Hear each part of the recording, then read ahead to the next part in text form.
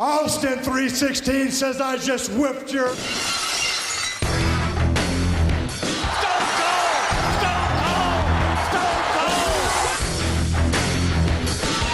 Sit there and call yourself the gorilla, yet you hee-haw out here like a jackass.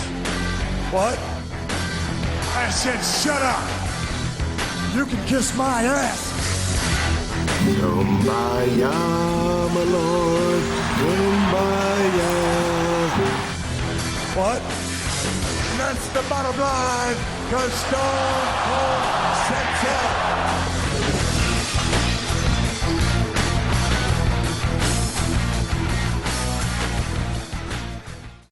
Welcome to the Bottom Line Wrestling Cast, the career of Stone Cold Steve Austin. And this week we're bringing to you episode 67, Totally Radicalz, covering November of the year 2000. I'm Mike Prue, along with JV. JV, how you doing? Doing well, man. The name kind of reminds you of like Bill and Ted's Yeah, Excellent Bill, Adventure and shit like that. Bill and Ted, Teenage Mutant Ninja Turtles. Yeah. Totally radical, dude. Yeah, them too. That's right. But we are talking some radicals, being, Dean Malenko, Chris Benoit, Eddie Guerrero, and who am I leaving out here? Fucking Saturn. Yeah. The Rings of Saturn. Yeah.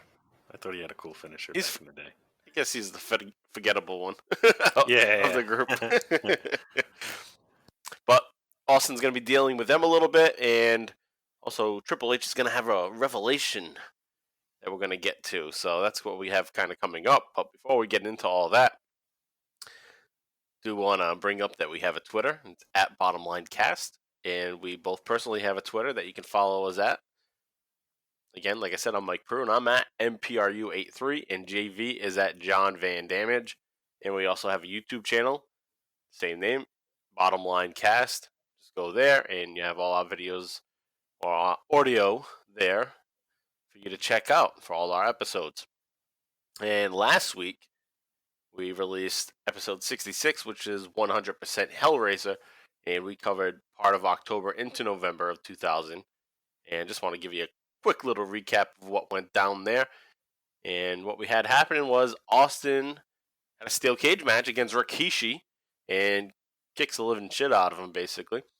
And it seems like at that point, we won't have too much Rikishi and Austin going on, although there is some still on this episode that we're going to get into, but it's basically over at that point. And Rikishi attacks The Rock. He claims that The Rock was the mastermind behind the whole Austin attack back at Survivor Series 99. The Rock says he had nothing to do with it. Austin stuns The Rock. A mysterious crate drops right near Stone Cold out of nowhere and almost hits him. And Austin finishes that episode nailing, well, rather The Rock hits the rock bottom on Austin as a kind of receipt for him getting stunned earlier in the night. And that finishes up where we left off on Smackdown from November 2nd, 2000. So what we have going on here is that Austin doesn't know who to trust, really. Rikishi saying The Rock really is involved. All these strange things that happen to Austin. So something's up. And he doesn't trust him, so he stuns him. And then The Rock's going to, like I said, hit that rock bottom. And that's where we leave off. So we're gonna pick up on Raw from November 6th, which is Raw 389. And this is happening in Houston, Texas. This is live, and at the top of this show, we get a surprise. We get the No Chance in Hell music playing. We haven't heard that in a while. A long while. And it's Vince McMahon. And at first, I'm excited. Like, oh, shit, Vince McMahon's back in the mix. Austin's here. Vince is back. Oh, shit. So it's going to be disappointing. So let me just kind of break down what happens here. Vince talks about who Austin, The Rock, and Al Snow should vote for. Because the election's the next day. So November 7th, 2000 is going to be an election day. And it's the election of the year 2000. And Vince McMahon's basically just out there to hype up the election and make sure that the WWE or WWF fans go rock the vote and get out there and vote. and that the WWF fans will elect the next president of the United States. Such a fucking I disappointment. wonder why. Yeah, I wonder why he had to, like, why they were pushing the vote so much. Was there like a tax incentive or something that fucking government was handing out? Yeah, I don't know. And they even had advertising for it too.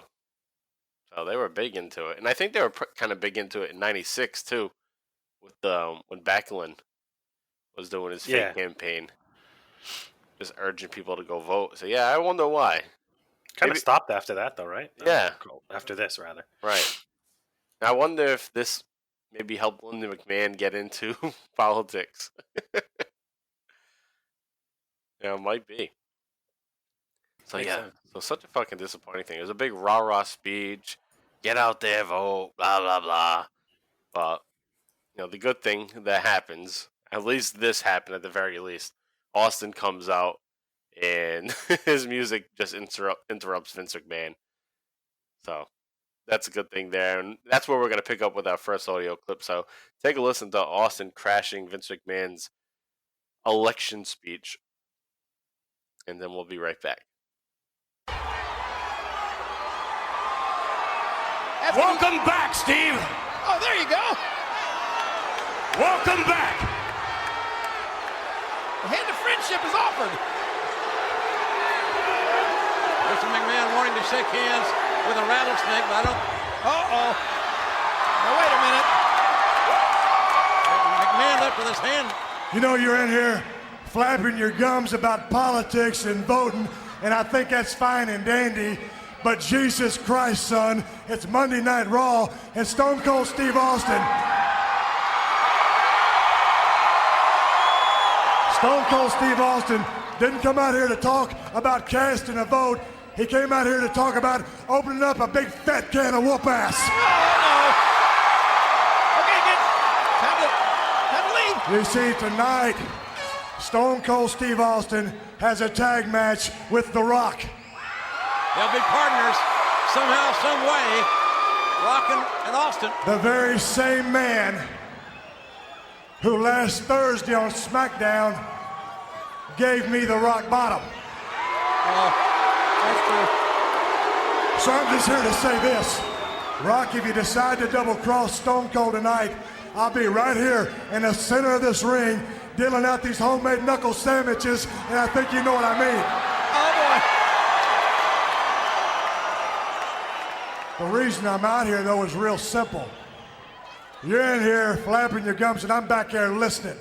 And the more I listen, the more I think. You know, who was the great mastermind who put together this big plan to take out Stone Cold Steve Austin? Because you know, Rikishi might have been driving the car, and as tough as he is, he ain't the smartest sumbitch in the world, so someone had to put him up to it. I think the jackhammer may become the jackhammy. So who's the big mastermind that loves to manipulate people? Now, who could that be? Not Vince. Who's the man behind the scenes that likes to get people to do exactly what he wants them to do? Linda McMahon? Oh, come on. Basically what I'm saying, an evil bastard sick enough to do this to Stone Cold Steve Austin. This is accusing Mr. McMahon, it sounds like. Yeah? I can see the look on your face. What look? You're thinking the exact same thing that old Stone Cold Steve Austin is thinking. Oh, look at that. How do I know it wasn't Vince McMahon behind this whole plan? How do we know? How do I know? Just sit there and look at me in the damn eyes, son. How do I know it wasn't Vince McMahon who pulled every little string? Who? Uh-oh. Now, there's the WWE champion, Kurt Angle, his business partner, Stephanie McMahon Helms, of course, the wife of Triple H, but the daughter of the chairman of the WWF, Vince McMahon. Thank goodness. This was about to get ugly. I don't see this as any of the WWF champion or a Stephanie's business partner. So, of course, we start out with McMahon being shocked that Austin's music hits. But Vince McMahon is going to welcome Austin back. And Austin just grabs the mic right away. Austin tells Vince that he's been flapping his gums about the election, but this is Monday Night Raw. I didn't come out here to talk about voting. I came out here to talk about opening up a fat can of whoop ass. So Austin brings up how he has a tag team match with The Rock. That's the same man that gave him the rock bottom last Thursday on SmackDown. And then Austin says, The Rock if The Rock plans to double cross him, he's right here, and he can come out now. They'll settle it right then. You don't have to wait until the match to double cross him. You come out here now if that's what you're going to do. Because Austin, this is what he says, quote, he's giving out these homemade knuckle sandwiches. And that's how he says it too, like sandwiches. Like, I don't know if you remember back on the show, Martin. You remember Martin? Do you remember his neighbor would sneak in through the back window? Oh, I can't remember the neighbor. And he's Let me like, look him up quick. oh, just make me a real sandwich real quick. Was one of his characters, though, right? No, it was a different dude. Hold on, let me look at this up. So while he's doing that, anyway, he says there's a knuckle sandwich that he has in the center of the ring for The Rock. So Austin says, he was pondering who may be the big mastermind behind all this. He says, while Rikishi might have been driving the car, and as tough as he is, he ain't the smartest son of a bitch in the world. So someone had to put it up to him. So he's alluding to the fact that maybe it's Mr. McMahon. Who's the biggest mastermind that lives to manipulate people? Who's the man who likes to get people to do exactly what he wants them to do? And he goes on to say, basically, I'm saying the evil, sick enough bastard to do something like this is Vince McMahon. Vince McMahon's the one who pulls every little string. And then Vince is like doing all his weird faces throughout this whole whole portion of Austin's promo. And he looks scared at one point. He looks shocked at another point. And then he looks pissed by the end of it. So McMahon's running the gamut of different facial expressions that he would have learned in an actor's class.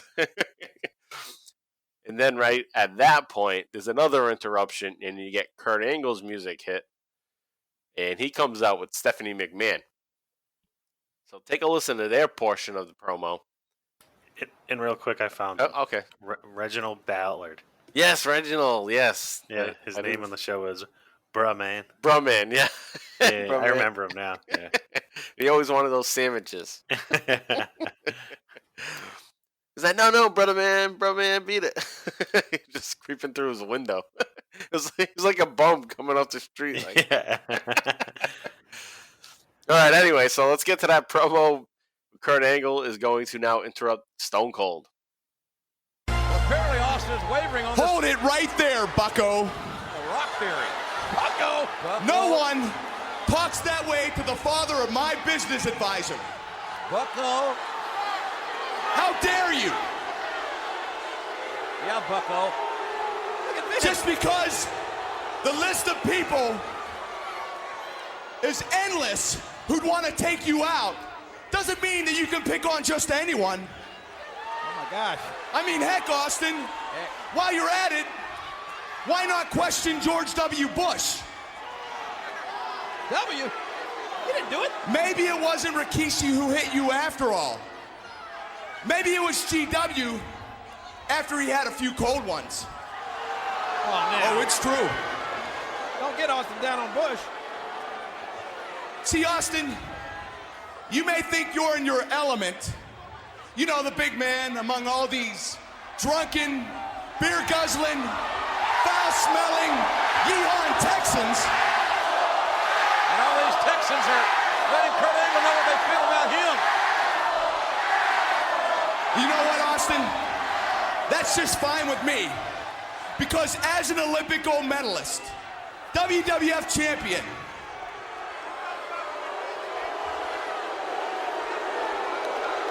and representative of all 50 states, I am hereby renouncing my ties to the state of Texas. Uh-oh. And that gets a very positive ovation. Texas is celebrating that announcement. You know what, Austin?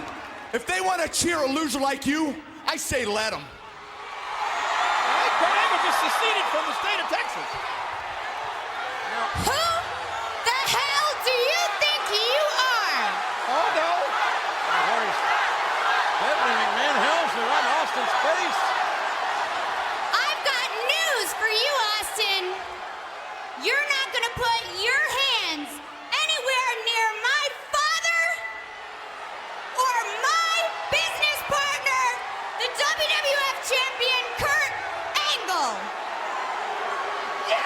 Is that a fact? Yes. Well, you know what? I respect the fact that you're a woman, but for your own safety, you might want to take about 2 steps back. Fair warning. There ain't a McMahon around here that tell Stone Cold Steve Austin anything, and you ain't gonna come out here and run your mouth in the middle of the ring. Angle from behind. No, Austin, right hand on Angle. The starter of the WWE Champion. Maybe Kurt should have never called the rattlesnake bucko. Vince and Stephanie headed for high ground, because you gotta believe that one or both were next. Oh, bucko just stunned the WWF Champion right off his gold. There's no way to greet the champ. And Vince and Stephanie got the heck out of Dodge, or Houston as it were. Stone Cold and Rock to the King against Kurt Angle, the WWF Champion, and Rikishi. What is going to happen with that rattlesnake? The mood that he's in now, JR. What's going to happen when he's forced to team up with The Rock tonight? Oh my God! Your guess is as good as mine. We're all going to see it live here tonight in the Sold Out Podcast. All right, so Kurt Angle, the WWF champion, he heads out there, and he just comes out with the corniest line, which is, fits his character. Hold it right there, bucko. Bucko. I died when he said that. I was laughing. That shit was funny. Nobody talks to the father of my business advisor like that. How dare you? Just because the list of people who want to take you out is endless doesn't mean you can just pick out anyone. I like that line where it says, the people who want to take you out is endless.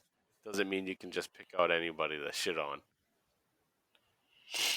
Were you going to say something? I thought I maybe cut you off. No. The bucko? All right. No, it's funny. You don't really hear that. You hear it, but you never really hear it. Like, you know it exists. Right. But when someone's using it, seriously, it's it's just laughable. Imagine somebody at work talking to somebody like that. Hey, bucko! like mad about it. Something. No one can take this guy seriously.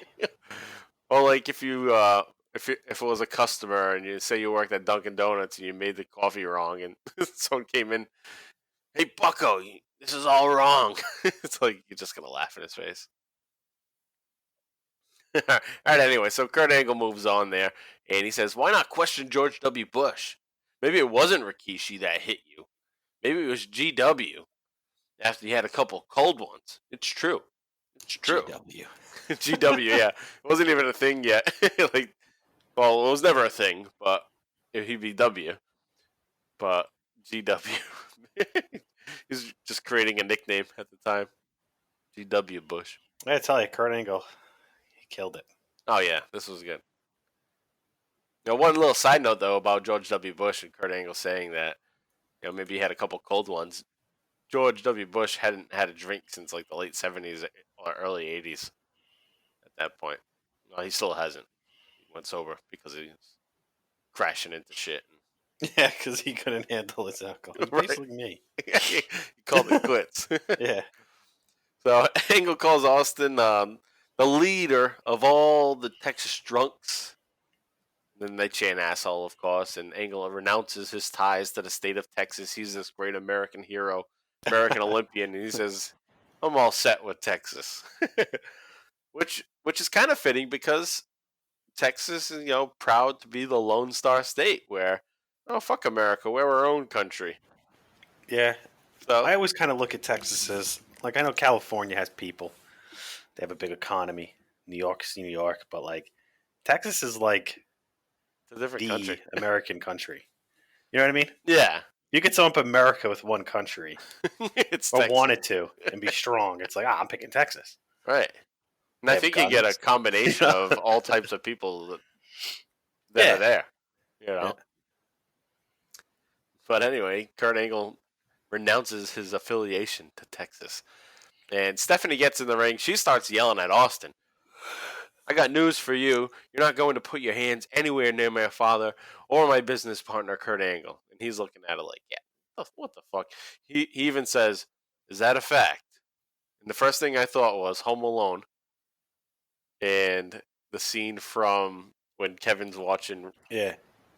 I forget Rubbish. it's Angels or something. Angel, it's called. yeah, whatever the fuck it is. But on the tape it says rubbish. Or he calls it rubbish, right? He calls it rubbish. He's Yeah. like, oh, Mom, watching rubbish. Yeah. Eating that's ice cream and watching rubbish. Rubbish. Well, that must have been what his parents told him. Like, this is rubbish. You can't see this. Yeah. So that's what he says, though. The gangster, he goes, "Is that a fact?" AC ain't in charge anymore. So Austin tells her to take a couple steps back for her own protection. Kurt Angle jumps in. Austin and Angle go at it. At that point, Austin's going to nail Kurt Angle with a stunner, and Stephanie and Vince, they run off. Later backstage, Vince tells Kurt he has a feeling something momentous may happen tonight, and it's all the more reason why Stephanie needs to go home. So she argues that she needs to be there for Kurt. He says, "You're right, Mr. McMahon. This is going to be a night like no other for Stephanie's husband." So we'll see what happens there. And again, that last portion where he says this is going to be a night like no other for Stephanie's husband, that is also filmed in that fucking soap opera way that we talked about last week, where nobody's there. He's talking to himself. So that's part of their new storytelling, I guess. Part of their new writing at this point is to have people just say things with nobody around. We continue on from there. And it's a backstage promo. And Triple H and Austin are going to talk to Commissioner Foley. And Triple H is going to have something very interesting to say at the end of this promo. So take a listen. There's the game, Triple H. I need to talk to you about something. About Kurt Angle? No, not about Kurt Angle, but, well, I did want to. Did you see the booger in his When nose? he won the title? Yes, when he won the title. It was enormous. It looked like a small child Oh in my his God, the nostril. thing was just hanging there with a big booger. Oh, God. Anyways, that's not what I want to talk to you about. Hey, you saw what the Radicalz did. I did, yeah. Man, those guys are all over me. Can't stand for that. I want you to give them to me tonight. All four of them? I don't care. I want them. Tonight? Right here in Houston, Texas? Hey, Triple H, what kind of commissioner would I be if I let you take on four great athletes like the Radicalz? I can't do that, but I'll tell you what I will do. I'll give you that match, but only if you can find 3 other wrestlers to team up and make it 4-on-4. How's that sound? I think I might be able to find some people that are interested in that. That would be yeah. I hope you know what you're doing. Hey, you talking about me teaming you up with The Rock? Yeah, you're damn right. You think he might be the accomplice? Well, let me tell you what, Steve. The Rock is a man who faces people face to face, nose to nose, just like he said on Smackdown.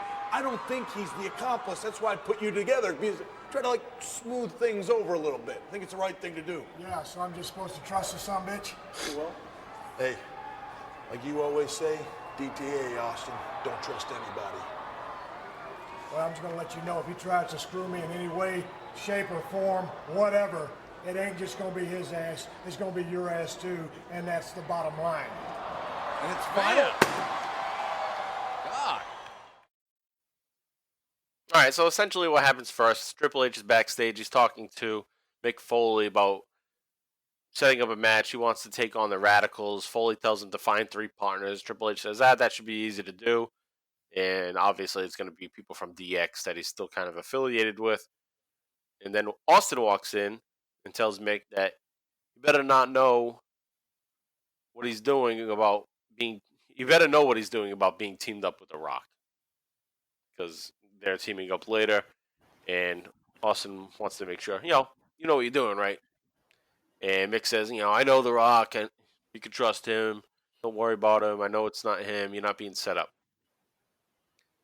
So Austin is agreeable to that, but Triple H, the last moment, says, DTA, don't trust anybody, and then walks off. So it's apparent that something's up, and Triple H has got to be involved with something.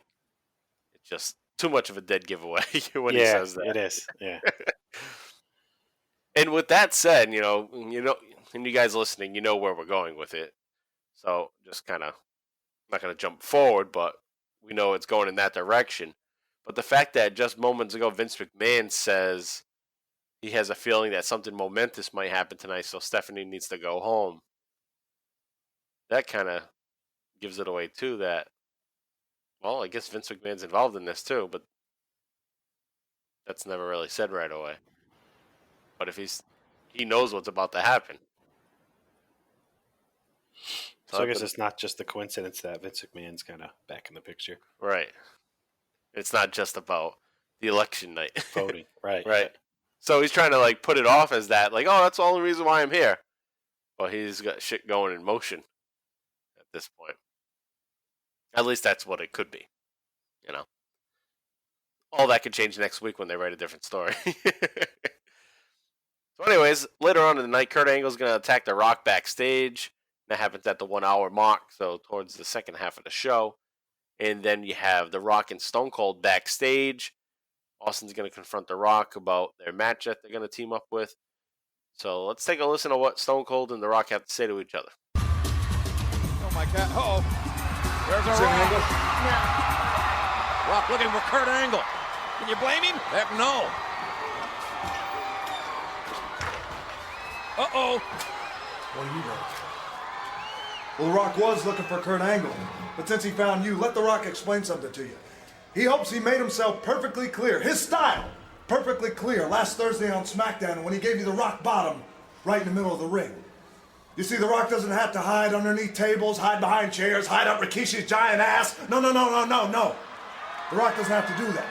If The Rock has a problem with you, he handles it with you. Well, let me make myself perfectly clear. Hope I made my style perfectly clear when I gave you a stunner on SmackDown right in the middle of the ring. Do you understand what I'm saying?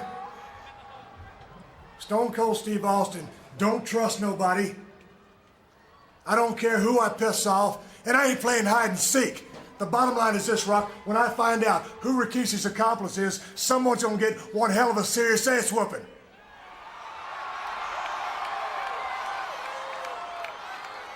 Oh, you should whip somebody's ass.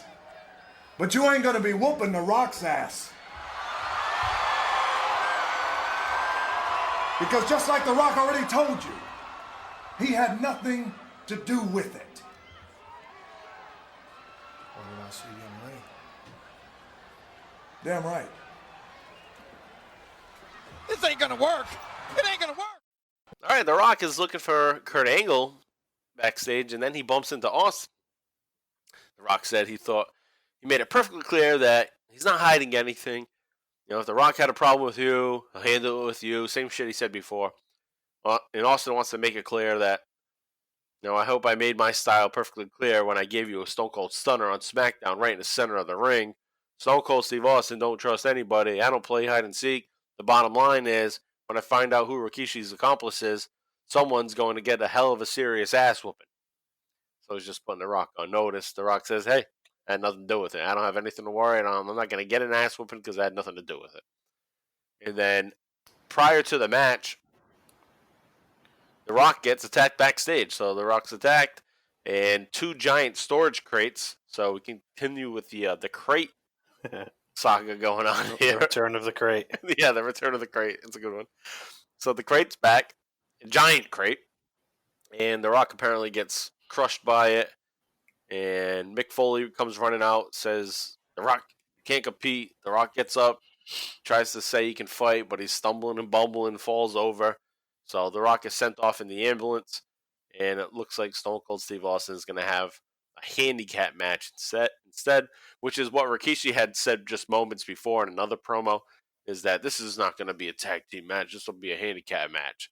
So he already knows what's about to happen, and that's The Rock being injured. So we kick off to the match.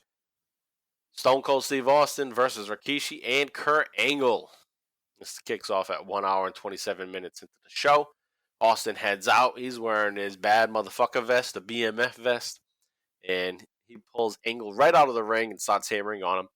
And Rikishi is just walking around the ring to start the match. I don't understand why he wouldn't be in the ring, you know, trying to double team Austin. This is a handicap match. And Rikishi's just standing around. So Austin ends up going back and forth between Angle and Rikishi, looking like a badass. And JR fucks up and says that this is supposed to be a tag team title match. I understand he fucked up, but it's funny. I had to point it out. Obviously, none of these teams are tag team champions. Yeah, none of them have the belts. Right.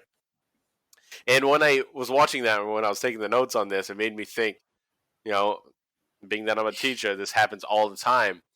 If I'm going through like a slideshow presentation of information, like if there's some kind of fuck up, the students will be the first one to raise their hand. Point it out. Hell yeah. Point it out. The only time they pay attention. Right. The only time they pay attention is when they want to tell me I'm wrong with something. And they'll remember that. Yeah. So one of the last times that it happened recently, I said, we always notice others' mistakes, but we never notice our own mistakes. So it reminded me of that. So don't be one of those people. Recognize your own mistakes instead of... actually, I can't give that advice because I just made fun of JR. So, but yeah, just keep in mind you make mistakes too. So fuck off. All right. So Austin nails with a double clothesline, and then he stomps the nuts out of both Kurt Angle and Rikishi. And then Austin attempts to stunner on Angle, but gets pushed off, and Rikishi nails him with the savate kick. Rikishi and Angle take advantage of Austin now. The crowd starts chanting for The Rock. They think that The Rock maybe is going to come in. And that's disappointing for the audience that they thought they were going to have Rock and Austin teaming up against Rikishi and Kurt Angle. And then backstage, The Rock gets injured and is not there. And they're chanting for him like, yeah, he's going to come back. That sucks for them. So Austin fights back with a lariat that sends Rikishi flipping, just like he did at No Mercy, which I guess that's one of his good spots. Because it was impressive at No Mercy, and it's impressive here that a big guy like that can just flip over like that. And obviously, he's athletic. From there, Kurt Angle goes for a suplex, but Austin gives him a mule kick. Austin and Angle double clothesline each other. Rikishi pulls out the sledgehammer from underneath the ring. And this should have all been something that we noticed earlier with the sledgehammer. Sledgehammer. No shit. So maybe they were thinking ahead a little bit with this storyline, because we all Definitely know dropping clues. Yeah, they're leaving a little bit of clues along the way, like this sledgehammer. But all of a sudden, it's like, yeah, Triple H is the one that used the sledgehammer to injure Austin in the past and The Rock in the past, and now all of a sudden Rikishi's using it. That that should have been a ring-a-ding-ding there. Should have noticed something. So anyway, we move on there. And Austin prevents the attack from Rikishi. But then he gets hit from behind by Kurt Angle. And then Austin's down. He's getting beat down by both guys. And then Triple H heads out. And seemingly, it seems like, he's there to protect Stone Cold. He's there to help Stone Cold out because Stone Cold's outnumbered. But Triple H goes for Angle. And the crowd pops. Yeah.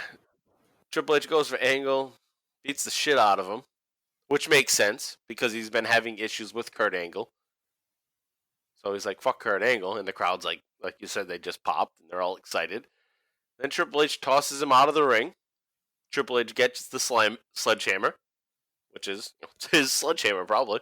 Then Austin is stomping away on Rikishi in the corner. Rikishi is tossed out of the ring. And then from behind, Triple H nails Austin with the sledgehammer. And then the crowd immediately boos Triple H. So they popped huge for him. And then, whoom, right away, they're booing the shit out of him once he fully goes heel again. Which is a crazy thing for Triple H, who was just on the rise as becoming a babyface. And then automatically switched back. So he was a clear babyface at this point. But Yep. Because Austin's back, basically. They got to switch him back. Because they already have The Rock as a huge babyface. Stone Cold's obviously going to be babyface. So now you got to transition Triple H back to being the heel. And it makes sense to do it with this story. Because he would have... It only made sense that he was involved. Because the night of Survivor Series, he was having a match with Austin. It was supposed to be that triple threat. Him, The Rock, and Austin. Yep. And DX lured Austin into the garage. So this all starts to make more sense. It's just that there was that shitty period that we had to deal with the whole Rikishi part. in a way, they kind of dragged it out. And I generally would like that. I feel like this whole storyline just kind of evolved on the run. Right. No, definitely. Yeah, they had no clue what they were doing, but at the end they kind of wrapped it up. Like they thought the Rikishi was going to be the end, but then they added a new ending. Yeah, they were like, we got to actually turn. We got to do a 180 on Rikishi. Yeah, we got to do that. Well, they got to do the 180 on Rikishi and do the 180 on Triple H, turn him back heel. They thought they were going to keep him babyface, but nah, Triple H, you got to take one for the team. It's a better heel. Yeah. I don't like him, but it's a better heel. And even still, like merchandise-wise, he'll still be able to sell merchandise as a heel because he's still like a cool heel in a way, because of the shit he says. All right, so anyway, move on from there. Triple H puts on a black glove, and he starts to pound away on Stone Cold Steve Austin, who's bloodied up at this point. Earl Hebner gets taken out by Triple H, and obviously the only reason why I mentioned that is because fuck Earl Hebner, so he gets knocked out. Triple H sets up Austin in the corner for Rikishi, and then Rikishi hits the Banzai drop on Stone Cold. So Stone Cold taking some beating here. And I like to see that. I like when Austin isn't like superhero mode all the time. Yeah. Yep. Make him vulnerable at points. And the guy's got two fucking terrible knees right now. Right. He's two fucked up knees. He's dealing with Rikishi and Triple H. He was blindsided by Triple H. So how can you fight back from that? Yep. But anyway, Triple H has something to say to Stone Cold now at this point. So let's listen to what Triple H has to say to Stone Cold. By the game, but why? Someone tell me why, damn it! Oh, what the hell is this? Austin, your search, it's over. It's all over. Now you know, you dumb son of a bitch. Oh my God! What the hell did he mean by that? It was Triple H! You think it was Triple H? And Austin, it's Stone Cold's home state of Texas, and the home of WrestleMania. All of Stone Cold has been destroyed, has been left battered and bloody and hammered at the hands of the game and the sledgehammer. Triple H, the accomplice? Why, Triple H? You son of a bitch! Why? Tell me why! All right, so Triple H grabs the mic. It's pretty simple. He says, Austin, your search is over. It's all over. Now you know, you dumb son of a bitch. And then you have JR freaking out. Why, you son of a bitch? Why? Why? So, from there, that kind of wraps up that episode. You have JR freaking screaming his mind out there. He can't believe that Triple H did it. And like, how can you not believe it was Triple H? That's how you said it all along. Yeah. Like, Lawler and JR had said numerous times, it could be Triple H. And it's not like he's not an unlikely guy in the locker room to do this. Right. Like, he's been involved in a lot of shenanigans. Shit, yeah, like in fucking weird angles. Right. He's been involved with DX. Yeah. He's the fucking Game. Right. Exactly. That's the whole name. He's the Game. He's the one that's making all the rules to the game and, setting up the scenarios, basically. Creating all the angles. He's the Game. You can't play him because he's the one fucking making the game. I don't know. But it's just one of those JR moments where he's backing his boy. He's backing Stone Cold. And from there, we're going to get into SmackDown in a second, but JR is an important part of this story, too. JR is used as the pawn in Triple H's game, as we'll get to in just a moment when we go on to SmackDown 64 from November 9th, which was in Dallas, Texas, and this was taped on the election day, which is a historic day, of course, because we know that's the contested election that went on and on throughout the end of 2000. It wasn't decided until early 2001 when George W. Bush was elected president. And he had the whole fucking hanging Chad shit. Yeah, the hanging Chads, that's right. And Al Gore was declared the winner, and then it was taken back, and then it, like I said, it was contested for a while. Then Al Gore eventually just resigned, conceded, Yep. let George W. Bush be the president. All right, Good old Florida. You know, only the second time that the person with the popular vote Didn't win.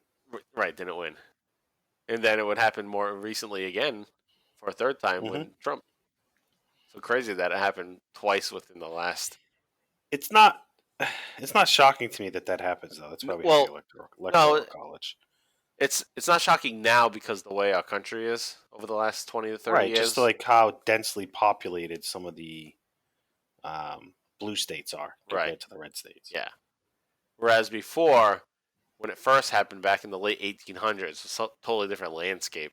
Yeah. And that's why it took over 100 years for it to happen again. The demographic of the country was just drastically different. And if there's an election this year, it very well could happen again. Oh, yeah, I kind of think it'll be the norm when red states win. Yeah.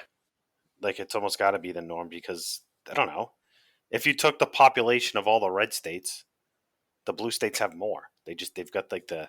Right. I mean, they've got New York. California. So there's that. California, I think, right? That's a blue state now. Oh, yeah, for a while. Yep. Massachusetts, not highly populated. Well, in a way, highly populated in the Northeast, yeah. Yeah.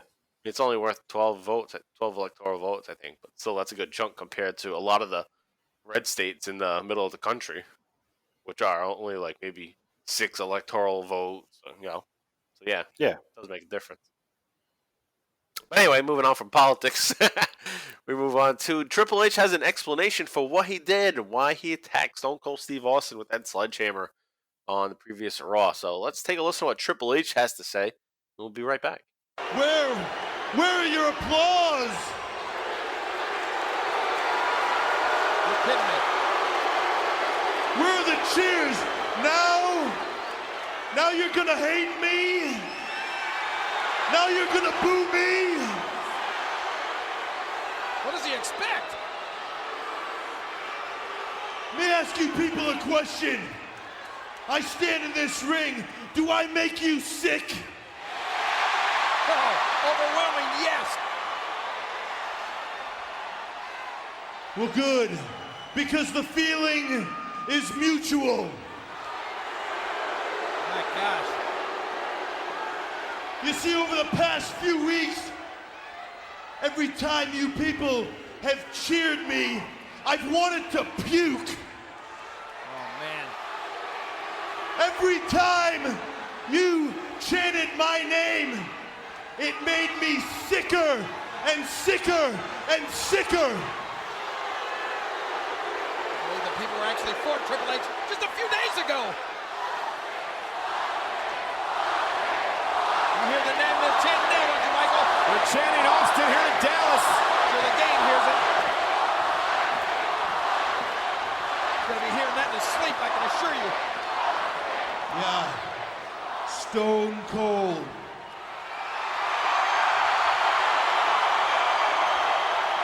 Stone Cold Steve Austin.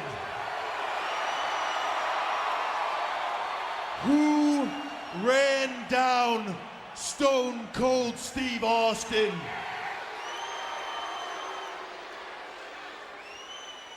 Who could do such a thing? Who could be that sick? Twisted. Who could mastermind such a plan? Who could get into a car and run the rattlesnake over like a dog in the street?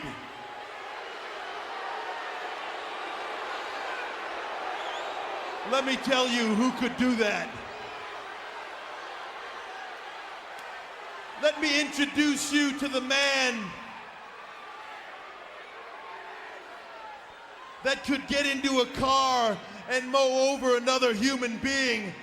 Let me introduce you to the man that danced his way straight to the bank.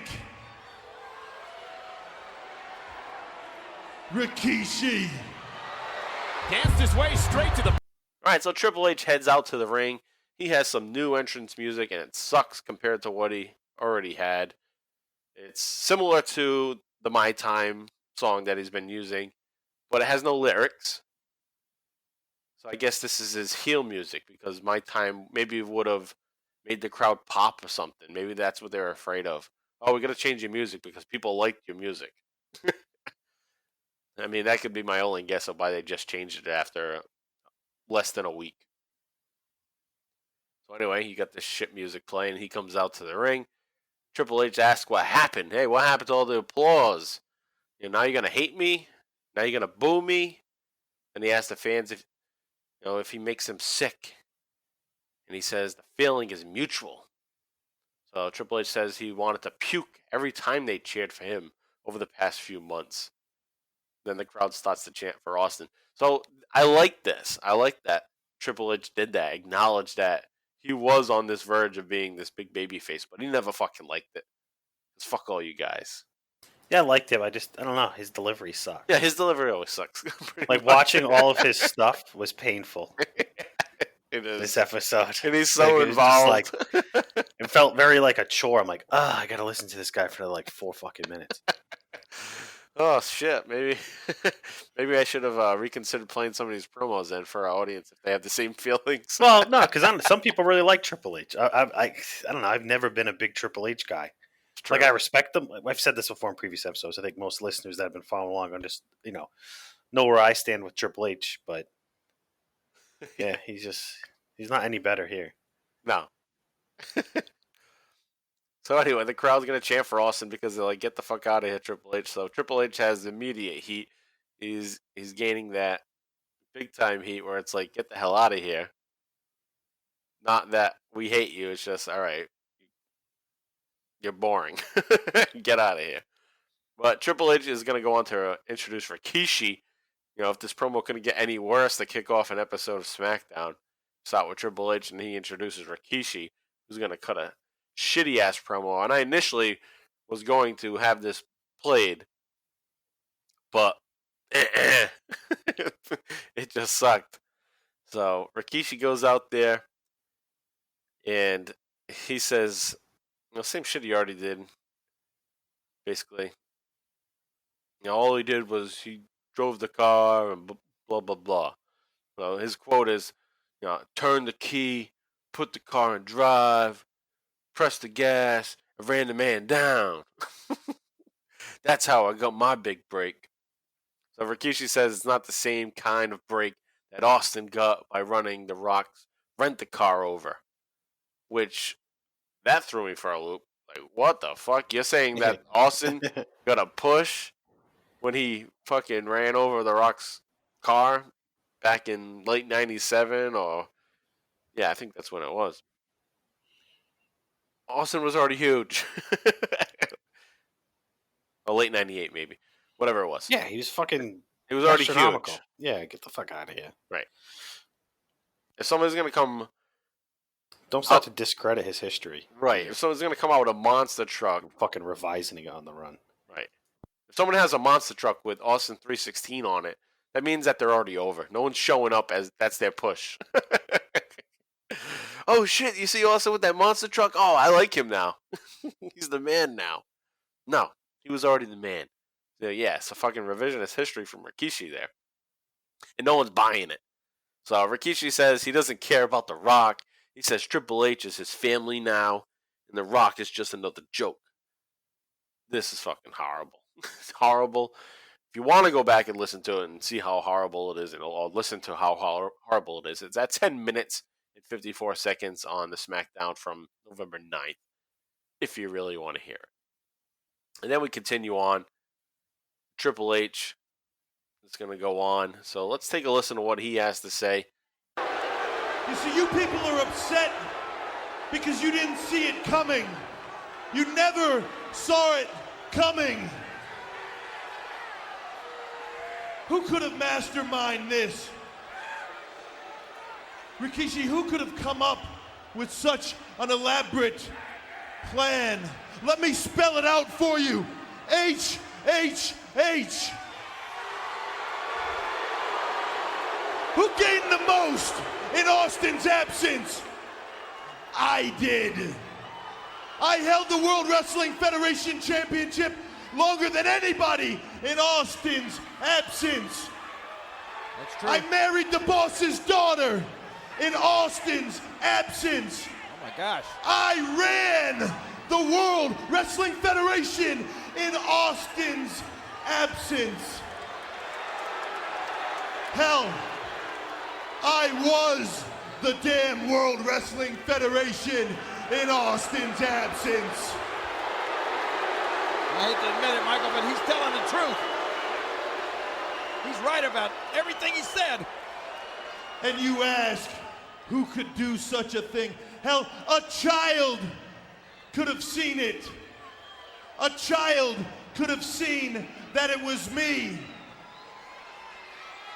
But the World Wrestling Federation fans, you were all too stupid to see anything. Oh, man. Stone Cold Steve Austin's fans were too stupid to see anything. Stone Cold Steve Austin himself was too stupid to see anything. I guess we were all stupid. So tonight I've taken it upon myself to show you. Roll the footage. What are you talking about? Uh-oh. You see, Austin, every time you thought you figured out what was going on, a new swerve. That's me in that car, Austin, luring you away. It could be a trap. So that your little buddy, JR, could get what he had coming. You never saw it coming, Austin. From there, Out here right now. the big hero to make the save. And a wrench to the head. Austin, that's me on the other side of that door. And you never saw it coming. Wow. Now who could be on the phone with Stone Cold when a 300-pound crate drops from the ceiling? Yeah, I missed, but not by much. And who is it, Steve? Who's there? Let me tell you, it was me. And Austin, you never saw it coming. And here comes the big hero, The Rock, your partner. And there goes The Rock, no longer your partner. And on the other side of that cart, me. And The Rock never saw it coming. And Austin, words of wisdom. Hey, like you always say, DTA, Austin, don't trust anybody. I'm looking you dead in the eye, Austin, and I'm telling you, DTA, don't trust anybody. And still, you never saw it coming. And then, the hero, the White Knight, coming in to make the big save. And sure, I get rid of one piece of crap. And then it's time to get rid of another. There's your save, Austin. There's your big save. A sledgehammer to the head. You know, you can get blood from a stone. And Austin, you never saw it coming. How proud is Triple H of himself about that fact? And Austin, believe me, whenever you step in the ring with me, you never, ever will see it coming. Austin, game over. What does he mean by that, Michael? Austin will never see it coming. Wait a minute! The commissioner Austin or Kane? All right, so Triple H takes the mic back. He tells the crowd they're upset because nobody saw it coming. And Triple H asks Rikishi, who's smart enough to pull this off? Well, let me spell it out to everyone. HHH. This is so fucking lame. It is. And he has to spell out HHH. And the crowd's still booing. They even know how shitty that was. Triple H claims to have done the most of anybody during Austin's absence. I held a championship for the longest. I married the boss's daughter. I ran the WWF in Austin's absence. Hell, I was the WWF in Austin's absence. And as I mentioned before, even his shirt says, I am the WWF game. So again, if you take a look at his shirt, you'll see it right in there. It says, I am the, and then the WWF logo, and then beneath is game. Sly. Snuck it in all the way back in 2000. So he goes on, he says a child could have seen it, but the WWF fans, you were all too stupid to see it. Stone Cold Steve Austin's fans were too stupid to see anything. Stone Cold Steve Austin was too stupid to see anything. So then Triple H goes back and shows footage from the previous weeks. 3 weeks ago on Smackdown, when Austin's truck was beating the shit out of by the sledgehammer with Rikishi.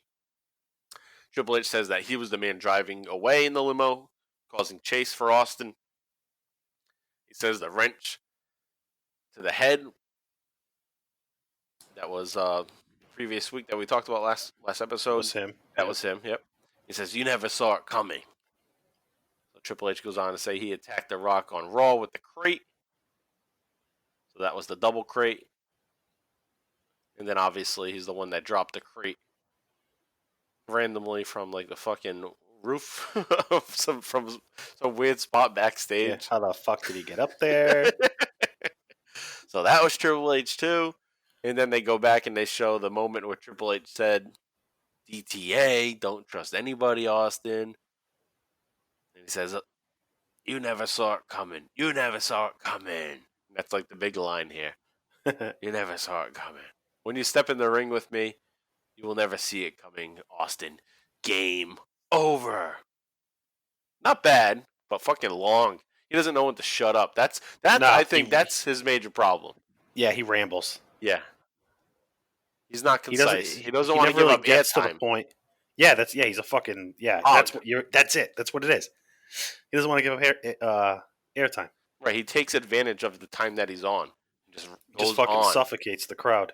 Right, and he takes away time from other people that are supposed to be doing shit in the show. Yep. But they have to rush everything because of him. So that would be probably the most annoying gripe that I'm noticing this early on in his big push, is that he's just taking up people's time. And then from there, we move on now to Mick Foley. Mick Foley's going to come out. He's pissed off. And he says that, we were just getting along, him and Triple H. They were having a good time lately. And Mick considers it a slap to the face and everybody else because, you were right. We never saw it coming. And we didn't because we were basically told not to think that Triple H did it anymore. That's why we didn't see it coming. Yeah. Because they were deflecting the whole time. Right. They went to Rikishi and they kept Triple H as this big baby face, and then now all of a sudden, oh yeah, okay, back to him now. Yeah, we accepted your fucking stupid Rikishi story, and then you come back with this. So yeah, I was fooled. So Mick Foley's going to go on to announce some matches for Survivor Series, which is coming up, and it's going to be Rikishi versus The Rock, in that Triple H will take on Stone Cold Steve Austin. Mick explains that The Rock and Austin are not here, and because of that, he's already told them about the Survivor Series matches, so they already know about it. And later in the night, when they are back, when Austin and The Rock show up, there will be a tag team match between those two parties. So Rikishi and Triple H will team up against The Rock and Austin in a tag team match right here in Dallas, Texas, as Mick Foley always gets his cheap pop. And then Triple H again has to get the last word in. When this promo is over, Mick Foley just ended it by saying, right here in Dallas, Texas. But fucking Triple H just randomly grabs the mic and basically says nothing, but has to get the last word in. Ugh. You left all this airtime for me? I'm gonna take it. Oh, sure. I'm gonna say he says nothing. I didn't even write it down because it was just nothing. It was just a waste of time. But if you want to hear it, it's at 22 minutes into the show. Triple H cuts off the end of a promo. Doesn't cut it off. Promo's done, and he just stumbles in and wastes more time. Anyways, we get to the match. The match is at the end of the show, the very end of the show, 1 hour and 23 minutes into the episode. And Stone Cold Steve Austin and The Rock against Triple H and Rikishi. So Triple H and Rikishi take forever to get to the ring. And The Rock makes his entrance. He runs right into the ring to start the match. So the entrances start like 5-6 minutes before the actual match starts. They're like killing time. So I guess Triple H, maybe he was told to kill time. Because they fucking killed even more time just with the entrances here. It's a whole lot of wasted airtime, it seems, on this episode of SmackDown. And by the time everyone gets in the ring, there's only 2 minutes left on the show. 2 minutes for this big match. So The Rock heads out there. He clears house. Stone Cold's music kicks in. He runs down. Austin hits the Luthez press. And does the punches, the stomps, the Triple H. And then the Radicalz run in. And here's where this all starts to kick off. The rest of the story for the progression of this Austin storyline that we're covering this week. The Radicalz run down. They cause a DQ. Triple H and Rikishi run off and leave The Rock and Austin to fight off the Radicalz. Austin is fighting off Guerrero and Benoit. The Rock has Saturn and Malenko. Austin and The Rock clear the ring. I don't think it should be that easy. Nope. It's 4 people, and it should be 4 viable thugs, basically. 4 fucking, it's not like 4 fucking tag teams. Right, so it's not only the 4 of them, but it's Rikishi and Triple H there, too. And they just clean house with all of them. And that's just a shitty ending in my mind. It should have ended where The Rock and Austin got their ass kicked. Another week of that, just where we left off the last week. Austin got his ass kicked. Let him get his ass kicked again. Let it just keep happening so that you put doubt in your mind finally that, oh shit, Austin's totally at a disadvantage. And then when you get to Survivor Series, he fucking kicks Triple H's ass. But no, that's not what they do here. They have Austin and The Rock end up, big time is here. And JR is announcing, Triple H is the mastermind behind all this, which is apparent at this point. And now he has the Radicalz working for him. And Austin and The Rock, at that point, they put their arm up. Well, Austin puts his arm up, rather, to stop The Rock, because The Rock's going to go out there and try to fight all 6 of them by himself. So you have the situation where it's Austin and The Rock in the ring. Everybody else is outside on the ramp. Rock's trying to run out, and Austin stops him. And then Austin pegs them all off. So The Rock and Austin stand there strong as the show ends. And like I just mentioned, it should have been the opposite way. It should have been them down on the mat with the Radicalz, Triple H, and Rikishi looking like assholes instead of pussies in the end. But that's just how I'd book it. I don't think there's any other way to book it. Right. Well, the way they did it wasn't good. No. They're trying to build heat. It doesn't do it. I mean, what they could have done, like, they want to keep the people happy at the end of the show. End the show with, like, the way I said it, where the Radicalz and Triple H and Rikishi look strong, but then right after the show goes off the air, have Austin and The Rock get back up and kick the shit out of them. Yeah. The fucking, yeah. And then they do bear bash shit. Yeah. Instead of ending the show like that, and they're going to have the beer bash after anyway. No. What do I know? It's a double celebration. Like, I'm sure the fucking heels aren't going over when the cameras are off. Right. Right. It would have been a huge, like, big thing to happen there. Is that, oh shit, they're back up and they're whipping their ass. Cool.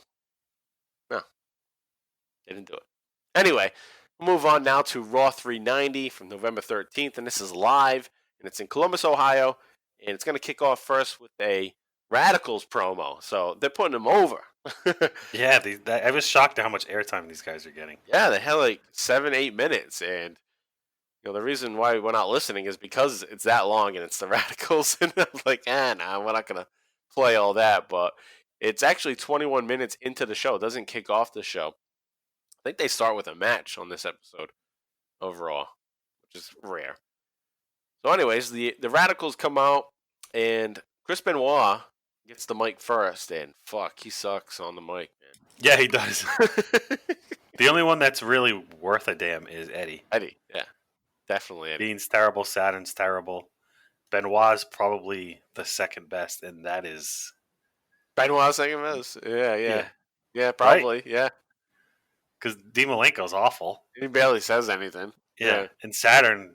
I don't think he talks. I don't think he talks, yeah. They, don't give him the mic ever. Right. So what Chris Benoit has to say is he admits that Triple H is now a man he can respect, even though they just went through his fucking long feud throughout 2000. Multiple matches. Right. Good matches, too. But, yeah, now I respect him. Then he goes on. He's the best technical wrestler in the WWF. And Benoit goes cutting to some footage of their attack on Austin and Rock from the previous SmackDown. And Benoit is going to challenge anyone, to prove him wrong.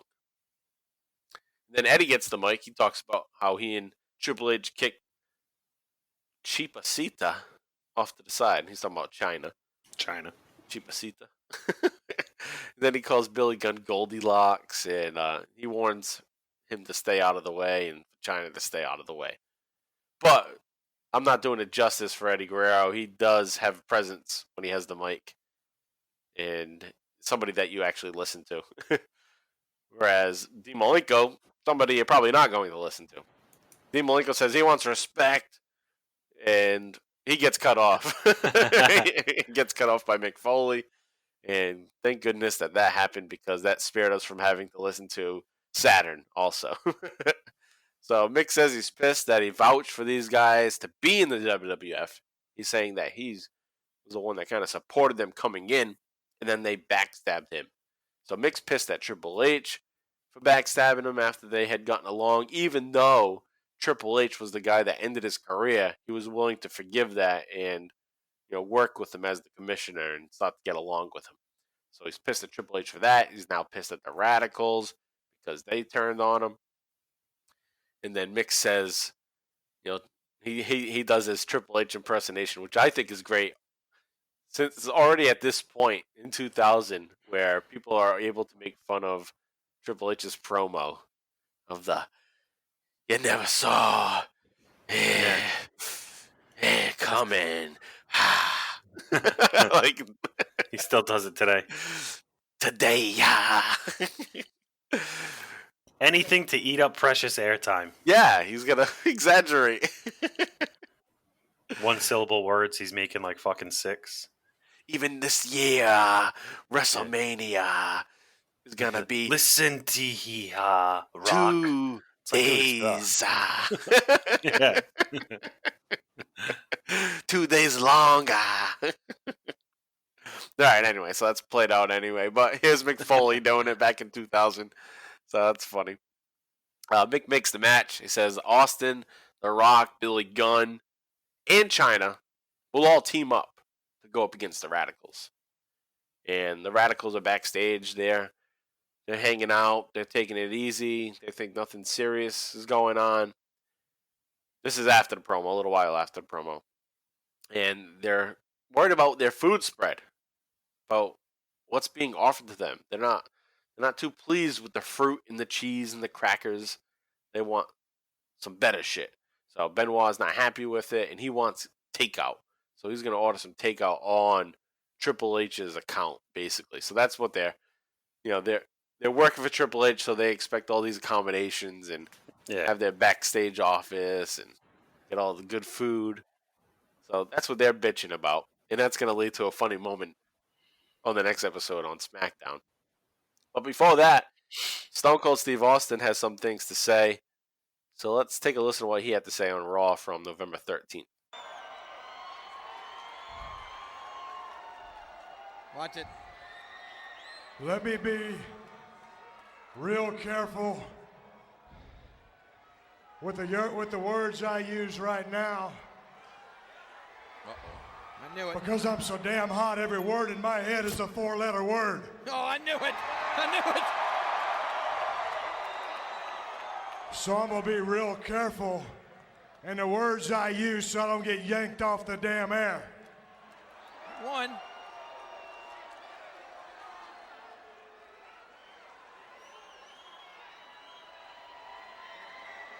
Can he talk without cussing? Oh, yeah. He's got a lot on his mind, King. Think about what this man's been through the last year. When I got here a while ago, I asked somebody, I said, where's that sorry son of a bitch, Triple H? I knew he couldn't do it. And they said, oh, hadn't you heard? Triple H is at the house right now with a back injury.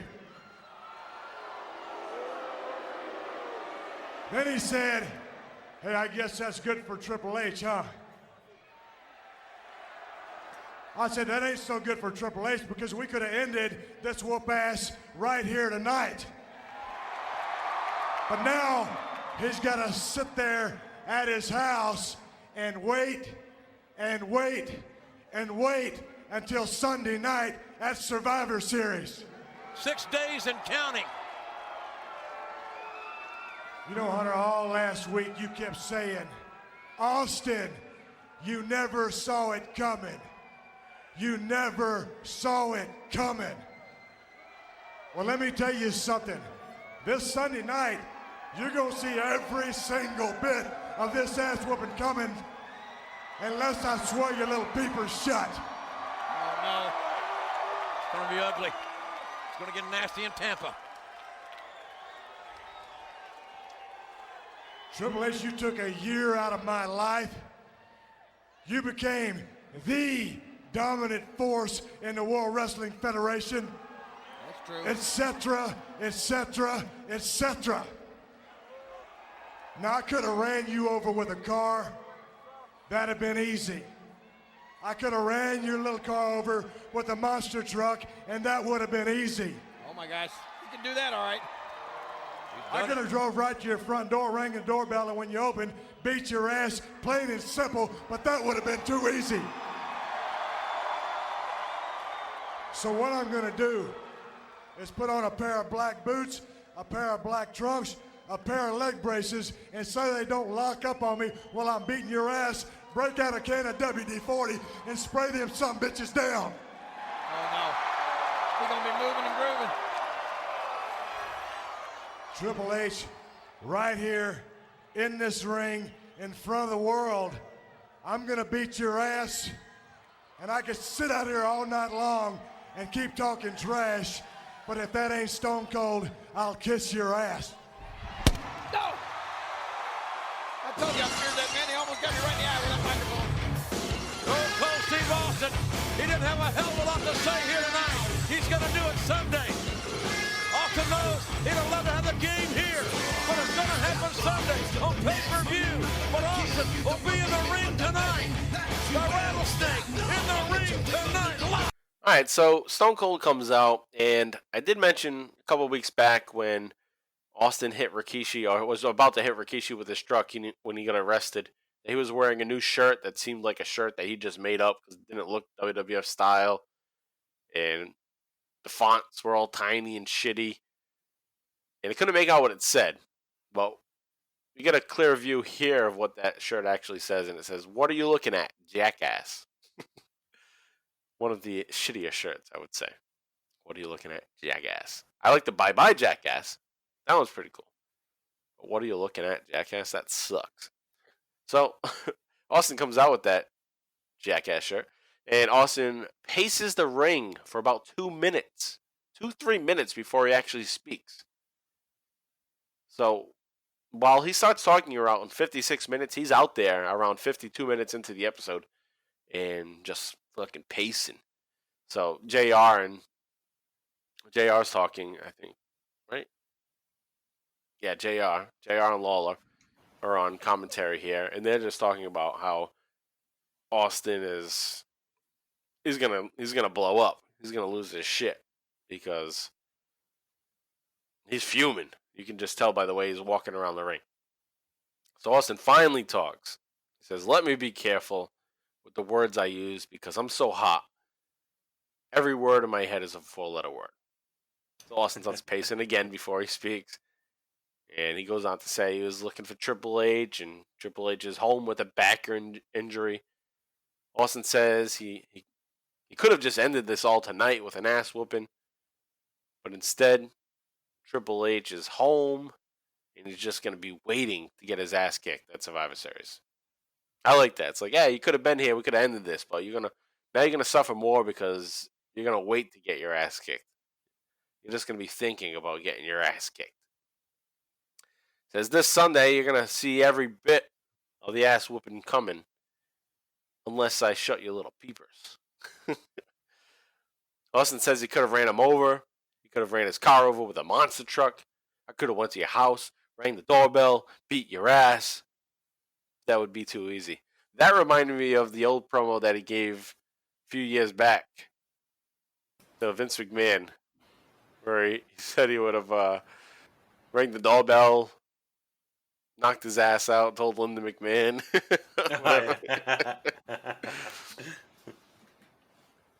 But Austin goes on from there. He says Austin, he's just going to wear these black boots, these black trunks, and these leg braces. And if those leg braces lock up when I'm beating the hell out of you, I'm going to break out some WD-40 and spray those son of a bitches down.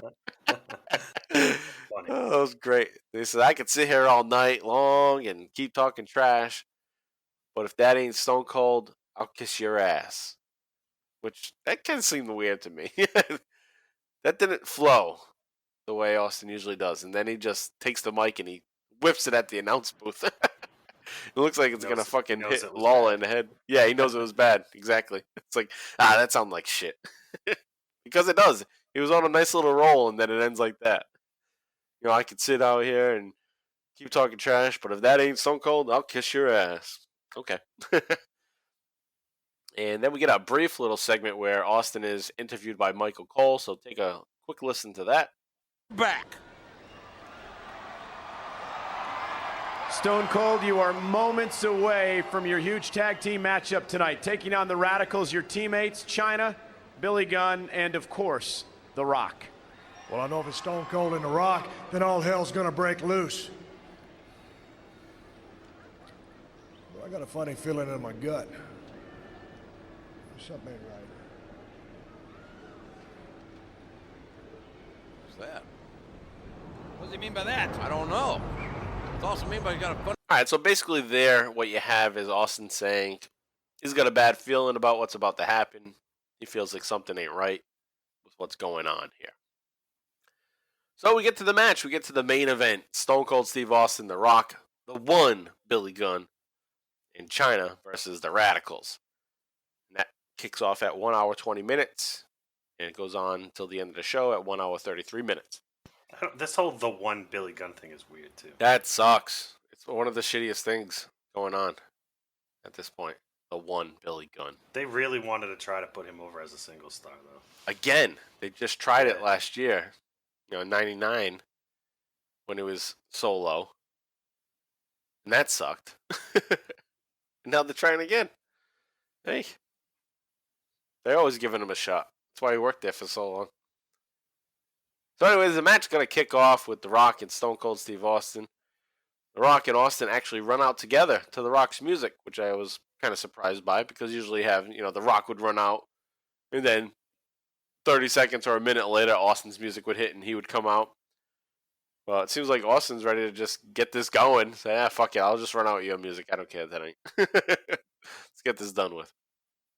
So Austin starts off against Perry Saturn, and he doesn't even take his vest off as he kicks the shit out of him, basically. And then he tags into Billy Gunn, the one Billy Gunn, and then he finally takes his vest off at that point. Along the ringside, Dean Malenko is causing some shit, so Austin does his thing that we've talked about in the past when he does tag team matches. Is he'll run all the way to the other side of the ring and clothesline one of the other guys. And that's what he does here. He attacks Dean Malenko outside the ring. Then Earl Hebner yells at him, and Austin just pegs off Earl Hebner. You have Eddie Guerrero here, and he's taunting Chyna. So The Rock tags Chyna in, and she beats the shit out of Eddie Guerrero. Yeah, he does. Then Eddie finally gains the advantage and does a cool move. A cool looking move, actually, is that he goes on her, he puts his foot on her face and twists. And it just looks so brutal, but the way that he probably did it felt like nothing to Chyna, probably. So, it looked fucking awesome. And there's no way that he actually hurt her like that.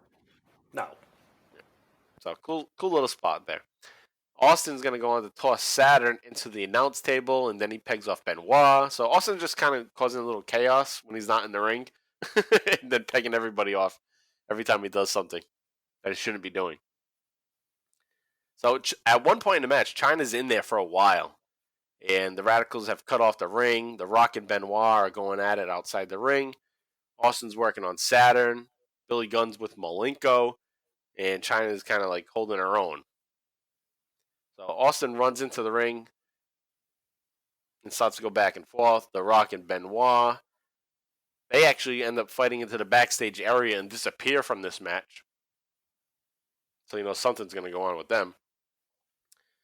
Then Austin is continuing beating the shit out of Eddie Guerrero. He's stomping him like crazy, like legit crazy, like never seen before.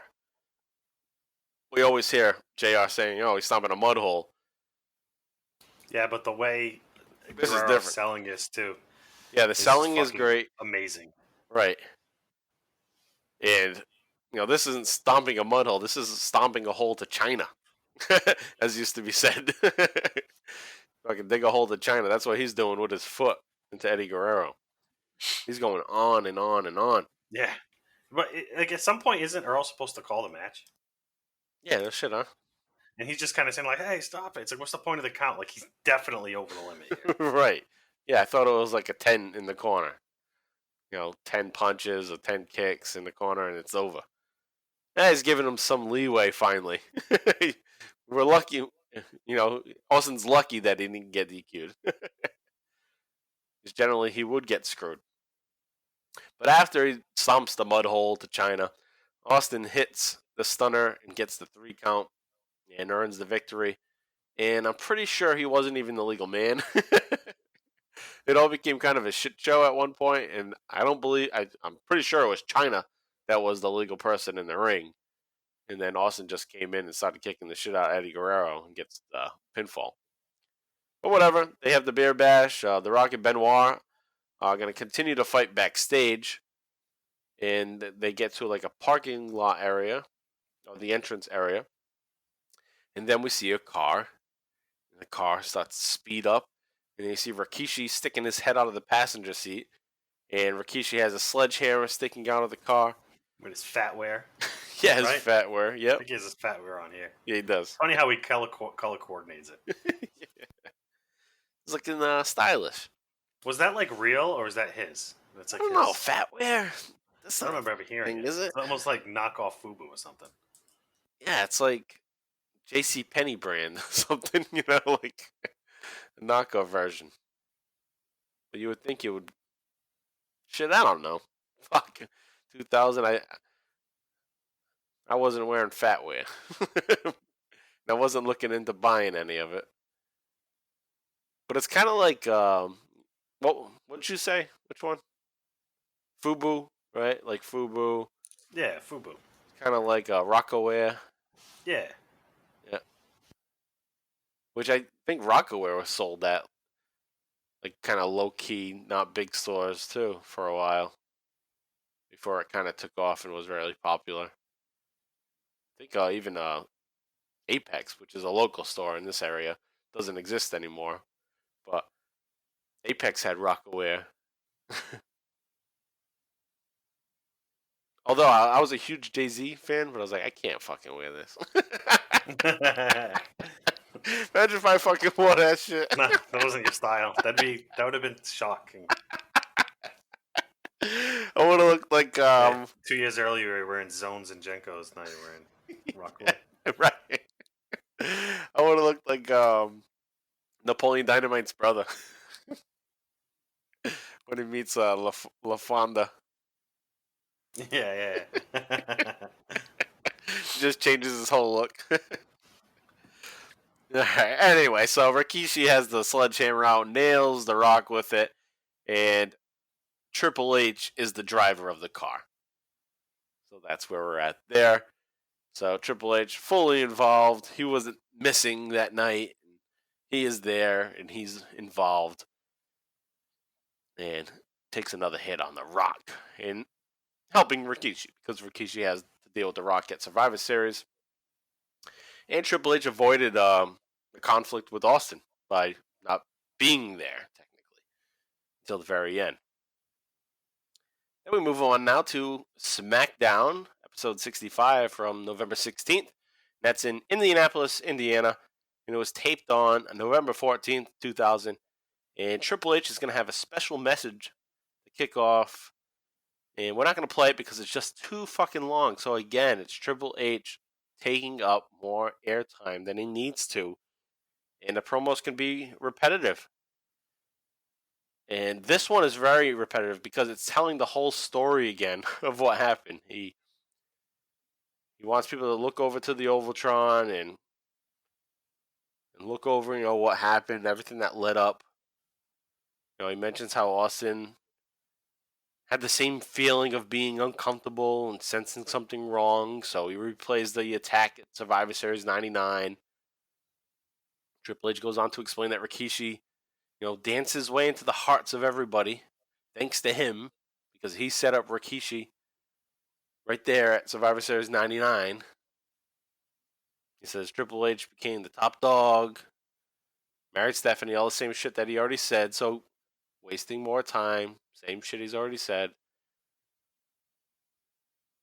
And then there's one thing that he says, though, that I did kind of chuckle at. He says, you couldn't stay away, Austin. You just had to be involved. You had to cost me the WWF Championship, didn't you? And he's talking about at Unforgiven back in April of 2000 when Austin made that brief return after he was injured. He came back, helped The Rock beat Triple H. Triple H, yep. Yeah, so he says, you had to come back, didn't you? And that immediately reminded me of, Triple H is like Biff from Back to the Future. He's like the alternate 1985 Biff, where it's like Donald Trump Biff. When Marty McFly is in Biff's office, he's like, I was always told, one day, crazy wild-eyed doctor, some punk kid's going to come asking about that almanac. Yep. Just had to be you. Whatever, something like that. I knew it was going to be you. But that's what Triple H is like in this promo. It's like, you just had to come back. And so Triple H brings up the confrontation that Austin had when Triple H was questioned a couple months back. And Triple H said that he would fight him face to face. That big whole thing where, I'll fight you face to face. I'm not going to lie to you, blah, blah, blah. Big elaborate lie. Right. And not elaborate, but just fucking stone-faced lie. Yeah. Right. And Austin even had kind of believed him. He said, okay, whatever, man. All right, fine. Okay. So he said Triple H says Austin said he was maybe crazy or just telling the truth.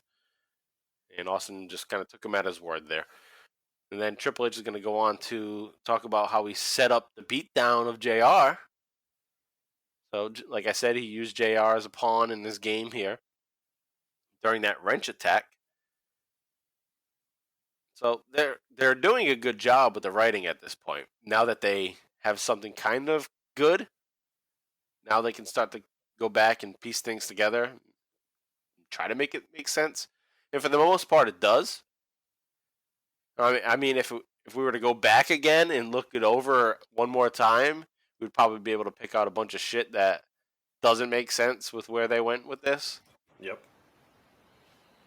But based on where they're at right now, they definitely landed in a better spot than where it was headed.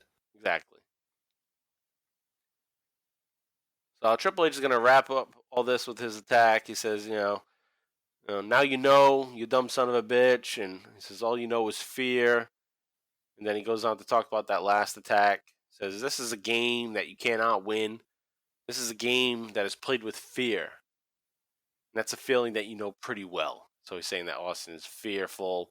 And that's why he got the sense that something wrong was going to happen. And he got that same sense back in Survivor Series 99. And here he is having it again. And what you fear is me, Triple H. There's a man that said there's nothing to fear, but fear itself never met me. And at this point, the promo's going on for so long. I'm like, what the fuck? Why is he's bringing up FDR at the end of this? The man that said there's nothing to fear, but fear itself never met me. Yeah, because you're fucking negative 40 years from being born when he said that. Like, or whatever, not even, but you know what I'm saying. It wasn't even a fucking blip. It wasn't anything. And he's like, oh yeah, I didn't meet me. Didn't meet Triple H. Shut up. All right, so now we got the Radicalz hanging around here, and the Radicalz are still doing their fucking jackass shit where they're backstage. Or become relevant. Yeah, trying to become relevant. I mean, we even named the episode after them, so they are kind of a portion of this show. They're being used. They're kind of the flunkies or the lackeys of Triple H at this point. They're taking advantage of his backstage status and having the nice room with the food and all that. So, as I said, over the past couple of weeks, you know, they're associated with Triple H and they're getting the food spreads, and they're very picky about it at times. And on this episode of Smackdown, they're sitting backstage with a plate of veggies and cheese and a fruit plate, and they're not happy with that at all. In the background, a chef walks by, and he has a goatee. So that kind of tips things off a little bit, what's going on there. But you have this chef come by, and Saturn takes the chef hat off and says, you look like Stone Cold. And then Eddie and Terry make fun of the guy and says, this isn't Stone Cold meat, and whatever. They're just making stupid jokes, and they're referencing Stone Cold. So that's how it starts off. And then it goes on from there. The chef is going to ask if they would like some meatballs. You know, the Radicalz continue to complain about their food. The chef leaves. Eddie says he's going to take care of Stone Cold Steve Austin in the ring. He's going to have a match with Stone Cold. And Benoit says once they have their meatballs and Austin is in the ring, the trap will snap shut. Whatever the fuck he's talking about. So Austin is in the ring, and he's ready for his match with Stone Cold. And then we get a nice little pre-match promo segment with Eddie Guerrero. Okay, so it kind of set the stage there. The guys in the back, the Radicalz, are dealing with the chef, and they're fucking with the chef. He has a goatee, and he kind of looks like Stone Cold. That'll come back into play in just a moment. So let's take a listen to what happens here with Eddie Guerrero calling out Austin, because Austin's not showing up for his match. Take a listen. Set to take on Stone Cold. Hey, Mr. Austin,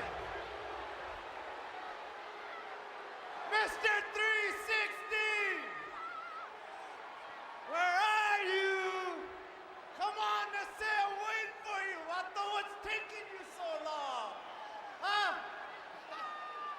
What do you think I'm scared of, say? You think I'm scared of a little rattlesnake, huh? Or is the rattlesnake afraid of my Latino heat? Oh, he wouldn't be talking like this unless he had some sort of... I don't know, man. If you keep taking so long, maybe I'll start drinking some of your beer. Oh. Of course, it's not as good as tequila, but it'll do. I'm telling you, this is a I tell trap. you what, Austin. I'll even make it easier for you, okay? I'll look give at this. you the first shot. I promise okay, you. come on, I'm waiting. Where are you? Austin comes out here as a Austin! Deadman. Hello! Well, Eddie pretty arrogant, pretty cocky with his buddy the Radicalz sitting back Hold there. up. Perry Saturn, Malenko, Mr. John. Chris Benoit. What's going on, Look Austin? at these guys. Give me a break. Finally, the meatballs.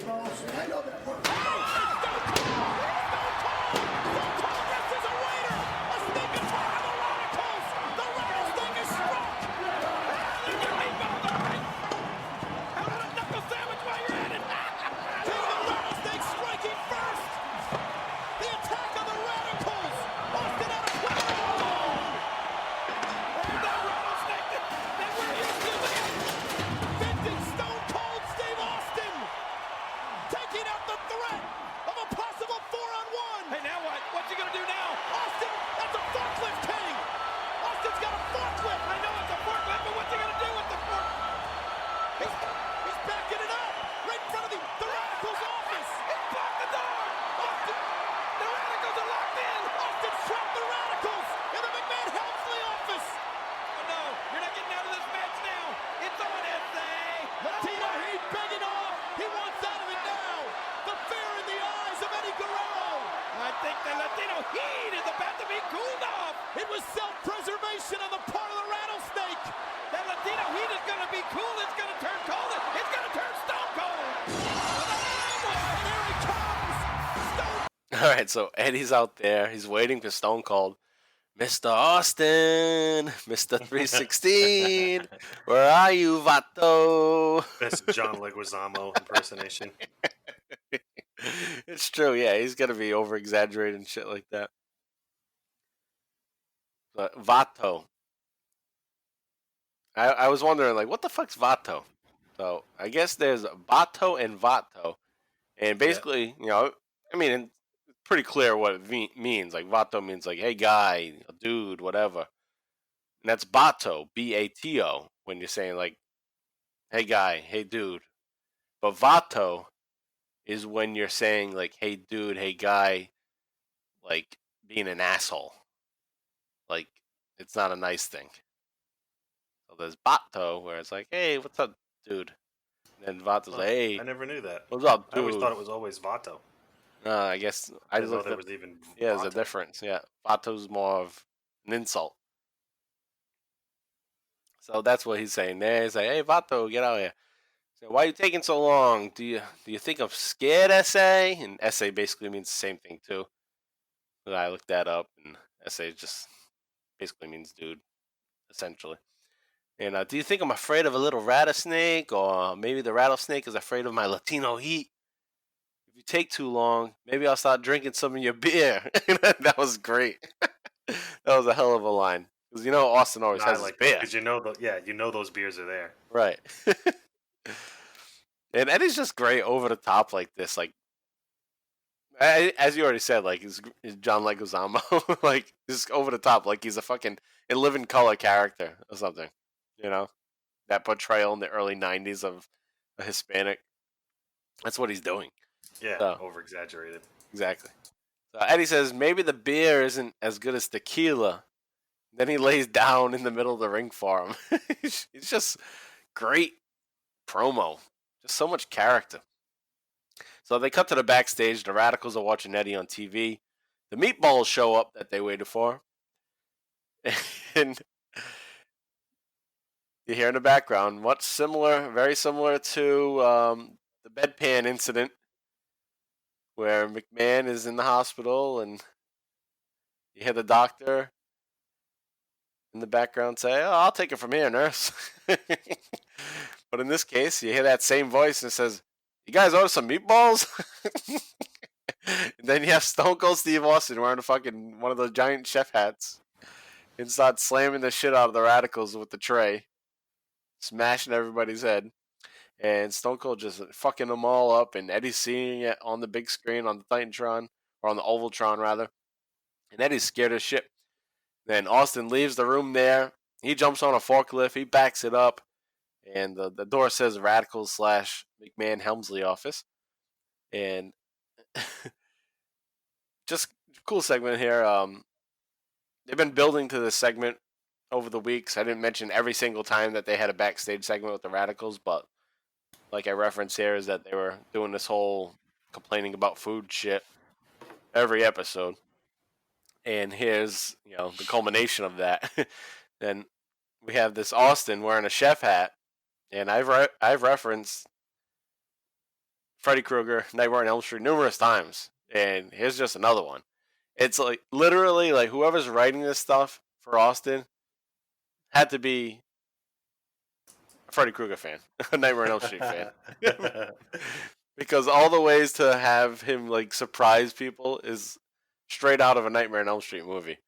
Where when I talked about the bedpan, back in the bedpan episode, about 30 episodes ago, Freddy Krueger had done the same kind of thing as portraying a doctor and then turning into Freddy Krueger. Now, here in this case, this brings us back to Nightmare on Elm Street 5, where the little bratty bitch, the beauty queen girl, Greta, who's always in arguments with her mom about her eating, is having a nightmare where she's at a dinner table with her mom's friends. And then Freddy Krueger appears as the chef, but you don't notice he's the chef right away. You just see him walking around the back, much like previously with the Radicalz in the backstage where you had the chef show up and it looked like Stone Cold, but it wasn't Stone Cold. It's the same thing in Nightmare on Elm Street 5 where it kind of looks like it might be Freddy, but it's not Freddy. It's actually Robert Englund not wearing Freddy Krueger makeup. And the same thing kind of happened in here where you have the chef in the background looking like Austin. And it kind of alludes you to think, all right, well, maybe Austin could be involved in this. And then when they fucking get to that final blow here, it actually is Austin. And in Nightmare on Elm Street 5, it actually is Freddy. And then he gives that classic line, at least classic in my own mind, because I remember this as a child so vividly. I remember this one too. And I probably shouldn't have been watching it as much as I did back in 1991, but it was on pay-per-view all the time. I think I maybe even mentioned this before, that at my grandparents' house, pay-per-view was just free because it was satellite, so it was just always on. And they would play movies right after the other, over and over again. So I would see Nightmare on Elm Street like fucking, I feel like I saw it 30 times in a month. And it was part 5, and it sucked. No, looking back at it, it kind of sucks. It's one of the shitty ones. The Dream Child. But the line is, Bon appetit, bitch. This scene just totally reminds me of that. And we had to play that Freddy Krueger clip for you, so. Bon appetit, bitch. Bon appetit, bitch. Alright, so from there on out, we move on to Stone Cold Steve Austin versus Eddie Guerrero. So Austin's going to head down to the ring. Eddie Guerrero's kind of afraid in the ring there because of what he just seen Freddie Stone Cold Austin do. Austin walks down to the ring slowly like he is a fucking horror movie monster. He takes off his vest and he rushes right into the ring. Eddie Guerrero shaking his hands. No, no, no, no, no. And Austin slides into the ring. And this is how shit gets popped off. Austin is going to hit the Luthez press, punch, elbow, drop combo. Austin looks great at this point. He's back in solid ring shape. And Austin's going to suplex Eddie Guerrero, toss him out of the ring. Austin slams Eddie into the steel steps.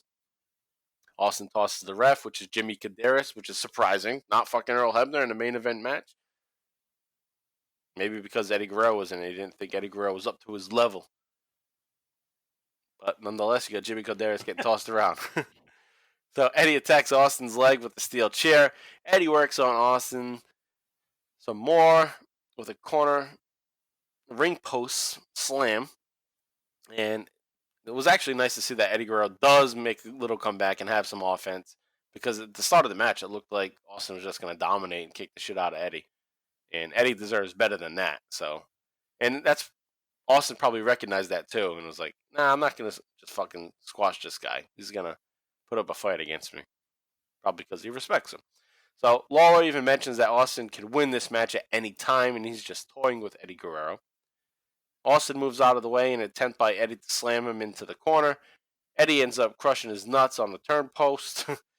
Austin then goes outside of the ring and slams Eddie's groin one more time, and Eddie goes, "Oh my God, he's so good." Austin does it again. And Austin tells Eddie he better pray. That was strange. But Austin stomps Eddie in the corner. Austin grabs Eddie by the hair and pulls him to the center of the ring, pegs him off, and then nails him with a Stone Cold Stunner. It gets the win. So, pretty quick match. Goes from 37 minutes to 42 minutes into the show. And middle of the card, too. That's another strange thing. So, yeah, I thought this episode paced weird.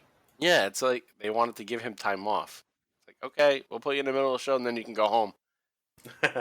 Because he's not there for the rest of it. And this is going to lead up to Survivor Series. And they don't have any house shows after this show. So it's basically like almost a week off. So somehow, like last week when I talked about in the house show rundown, is that Austin was able to figure out a way on the house show to be in the middle of the card so that he could leave and go home and have the rest of the Sunday off and just party all night. and then show up to Houston for Raw. Yep. The next night. So he gets a good deal here also. So he gets to leave on Tuesday, middle of the show, and go home for the rest of the week. So there you have that. Austin's going to celebrate with some beers.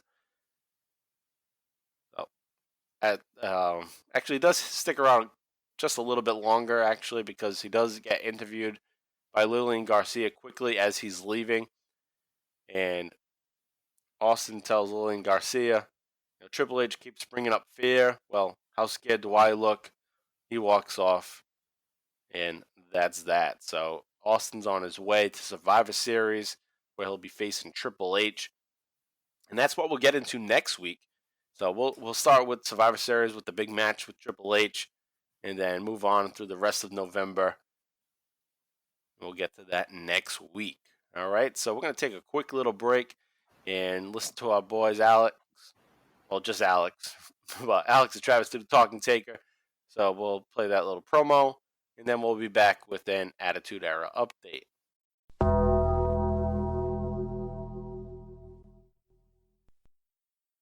What's up, Rattlesnakes? This is Alex Dorio, one half of the Talking Taker podcast.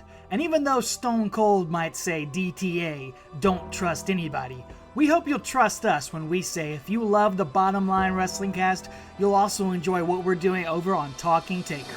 Each week, my lifelong wrestling buddy and fellow creature of the night, Mr. Travis White, and I explore one pay-per-view match in the career of the greatest professional wrestling character of all time, The Undertaker.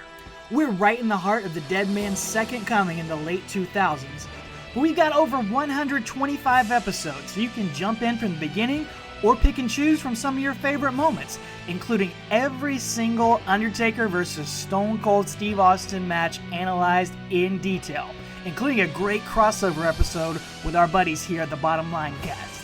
You can listen to us wherever podcasts are found, and you can follow along our journey at Talking Taker on Facebook, Twitter, and Instagram. Thanks to Mike and JV for letting us plug the show, and take her easy.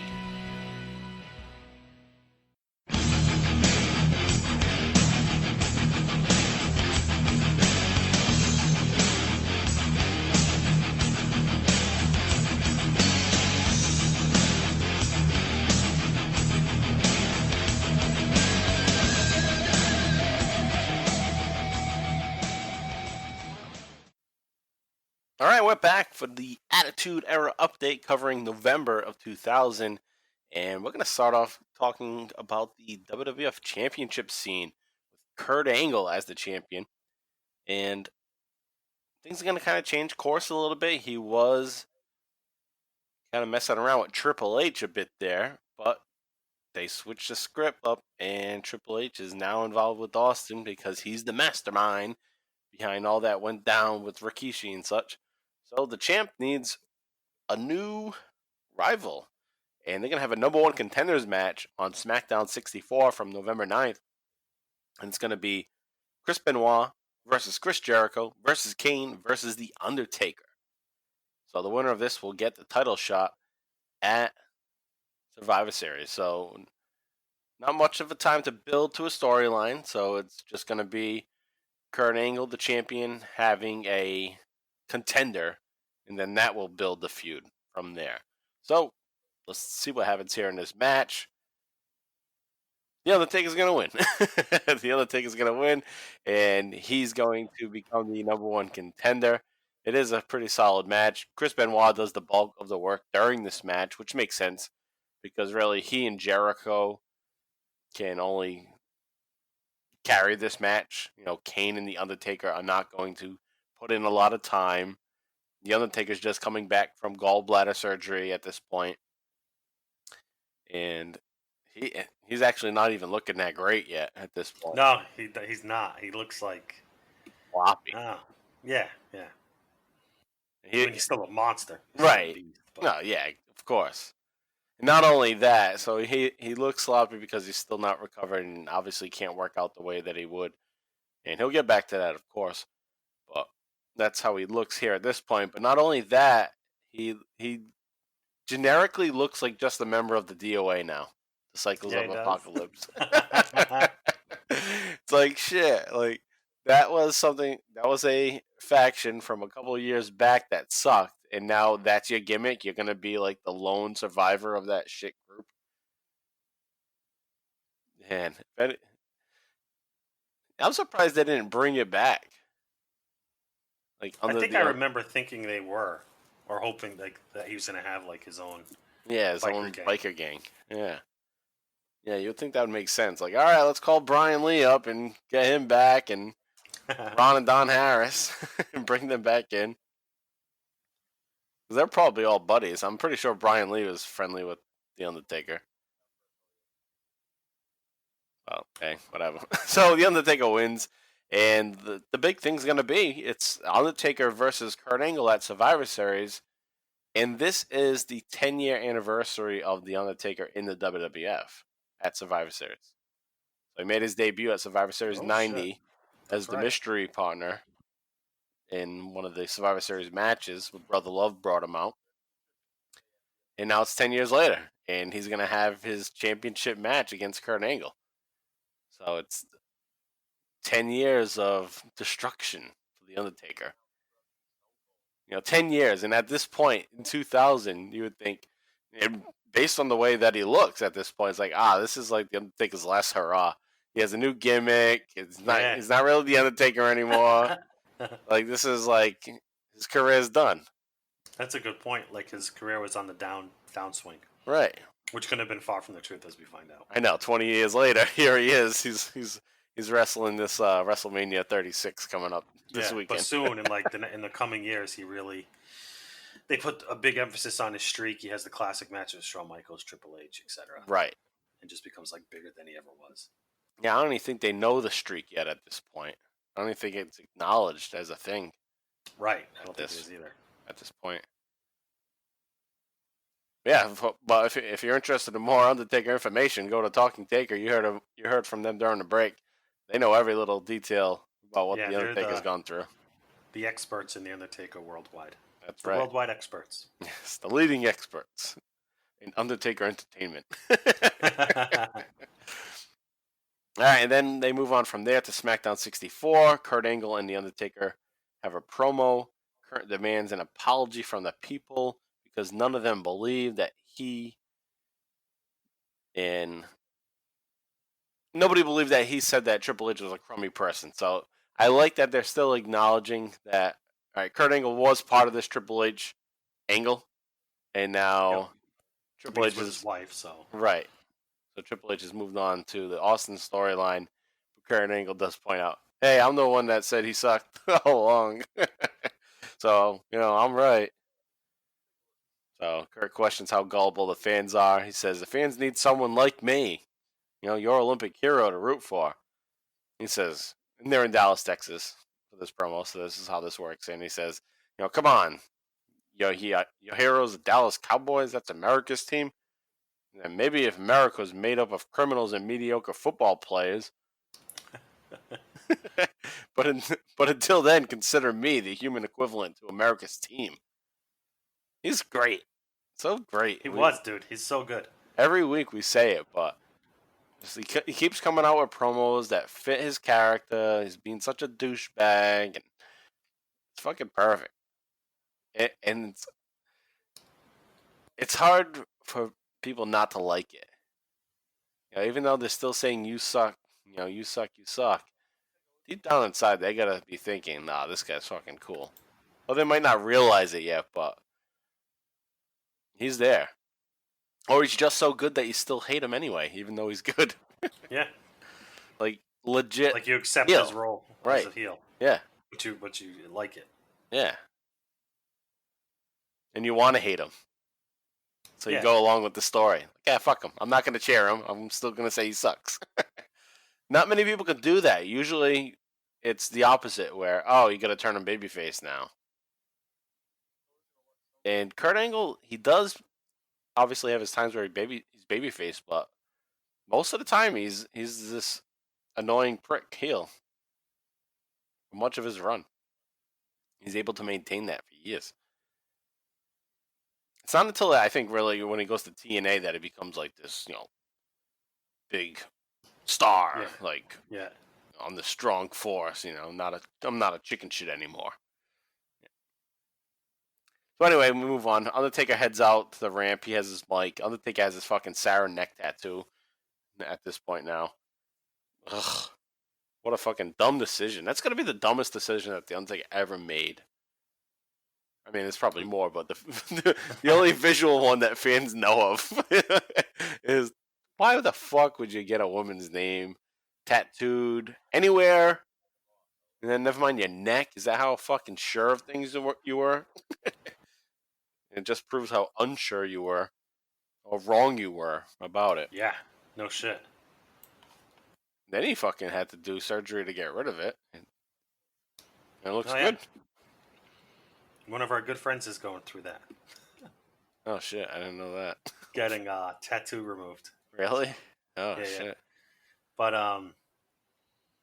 in other bad tattoo news, Cody Rhodes got that neck tattoo. At least not a woman's name. So. That sucks. Oh man. I was hoping that it was just like artwork, and you can switch it up. Instead of doing face paint, you get fake tattoos in 2020. But no, what the fuck. All right, so anyway, we'll move on here. Kurt Angle's going to have a match. He's going to defend his title, and he makes a big scene on Raw 390 from November 13th about how, he challenged The Undertaker, even though he didn't, because The Undertaker won the fucking number one contenders match. And Kurt Angle gives a little dig. Right, he earned it. Kurt Angle gives a little dig at Taker, and again, he's still on a roll. He says, yeah, The Undertaker, he's bad, and he's an ass. Taking a play on the badass, American badass. But Kurt Angle says, I'm going to defend my title against a quality contender. And he brings out Crash Holly. So he has his match with Crash Holly. Crash Holly gets a little bit of offense in. Is this with the one hand behind his back? It starts off? Yeah. He could be, okay, yeah. Yeah. And he's obviously going to win. But Mick Foley is going to come out and say, yeah, no, that's not good enough. You're going to be in a match later on tonight. It's going to be you with Edge and Christian, because Edge and Christian run out during that Crash Holly match. And they get forced to be in a match with Kurt Angle against The Undertaker and the Holly cousins, because Hardcore Holly has just made his return, and Crash Holly. So they have their match there. Surprisingly, Undertaker's going to get pinned just 6 days before having a championship match at Survivor Series. So, cool little spot there. Kurt Angle's going to hit the angle slam. And actually, I phrased that wrong. The Undertaker gets the pinfall. Doesn't take the pinfall. He gets the pinfall and gets the cover on Kurt Angle. So, Kurt Angle takes the loss just less than a week before he's going to defend the title. So that can go either way when you're thinking about where it might go. If the champ's going to get pinned the week before, then you would assume then the champ's going to keep the title at the pay-per-view. Right. If he just got pinned. So we'll have to keep an eye on that. Especially when it's a heel. Right. Definitely when it's a heel. So The Undertaker walks out there after hitting the last ride on Kurt Angle. After taking a slam, like I said. And what Kurt Angle did wrong was he didn't try to go for a pin. He tried to hit a second angle slam, and that led him getting put into the last ride, which is a badass move. It's like the combination powerbomb, razor's edge. Yep. And he's getting a lot better at it. The first time when he came back, a couple of weeks back, when he tried to... Who did he try to hit it on? Some fucking jabroni. But... Oh, Regal. No. Was it Regal? Yeah, I like the last ride better than the chokeslam. Yeah, the last ride is definitely better than the chokeslam. I think when he was trying to nail it on William Regal when he made his comeback, he almost fucking dropped him. Oh, jeez. Yeah. So he's gotten a lot better at it at this point, just a couple weeks later.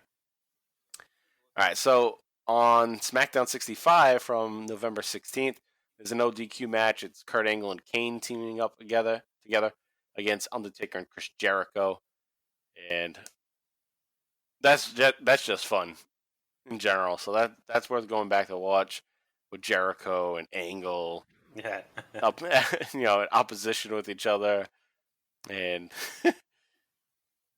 just fun thing to go take a look at. So check that match out. Taker's gonna chokeslam Kane towards the end.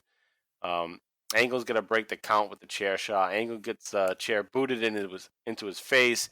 He attacks the Undertaker with the chair. Kane then whacks Undertaker with the chair. Angle takes advantage of this and gets the cover. So that's what I was confusing. I knew Angle was gonna get a pinfall on the Undertaker here, and this is where he gets it. It's on SmackDown, and that's a good finish. So they've both got a pinfall in tag team matches leading up to their title match. So good shit there. And Angle's gonna run off all scared as shit from the Undertaker. The Undertaker's gonna give him like the little slash the throat movement thing. You're dead this Sunday. Blah blah. All that shit. So Kurt Angle runs off like a chicken shit. The Rock and Rikishi shit's going on, as we kind of mentioned during the Austin segment of the show, where Rikishi's in the passenger seat, nails The Rock with the sledgehammer. So that feud's going on. And earlier, prior to that match on SmackDown, prior to that segment rather, they had a match, The Rock versus Chris Benoit, which was a fucking hell of a match. And I can't recommend that more. I don't want to go through the whole thing of it all, but good shit happening there. You have distraction going on at the end of the match. Rikishi runs in, ruins it. So it's a great match up until all the bullshit that happens after it. But definitely worth taking a look at. The Rock versus Chris Benoit from SmackDown 65 on November 16th. And then on the tag team title scene, along with a women's title scene, because it's kind of together at this point, because the Hardy Boys are always contended for the title at this point, and Lita's now in the mix for the women's title with Ivory. So that's going on at this point. Ivory looking like better than ever. Yeah, Ivory. Yeah. And she's all dressed up. So Ivory, along with the Censor, they're going to find themselves becoming the tag team champions on Raw 389 from November 6th. You have Bull Buchanan and the Good Father become the new WWF Tag Team Champions rather. And I like that because I thought, this is one of the most annoying teams. What better to do than give them the titles to piss people off even more? Hell yeah. So good decision there to give them the titles. I just thought, I didn't remember them winning the titles, but I thought that looks cool. You got these people in the white shirts and the black pants. They got the gold around their waist. And it's a talented group of workers. It's not like it's a bunch of fucking overrated people. If anything, most of the wrestlers there are underrated. At least Val Venus and the Godfather. Yeah, absolutely. Whatever. Right, and the fuck he is now. Yeah, the Godfather, former Intercontinental Champion, as the Godfather. Val Venus was the Intercontinental Champion, although he's not in this team, this pairing. But Bull Buchanan, I have nothing bad to say about Bull Buchanan at all. Other than he probably can't talk, but he's never put in a position where he has to talk. Because he's always been basically in a tag team situation or a group faction situation. And the Godfather, we know, could handle his own. And he deserves tag team titles. So, good for them. And like I said, it just builds more heat. Like, fuck these guys. They come out with the shitty music. Ugh. And Ivory's the women's champion. So, this faction's just gathering the gold. The people that want to censor everything, they're just getting all the belts. Although, at that point, that's where it ends because Val Venus isn't winning the championship, the WWF championship. Steven Richards isn't winning the WWF championship. I mean, if anything, maybe he could sneak in and win the European championship or the hardcore title, something like that. But that's where they're at this point, right? The Censor's the champions.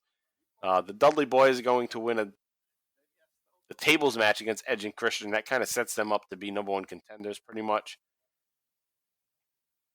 But again, the Hardys are still lingering around there. So the Dudley Boys should be the number one contenders.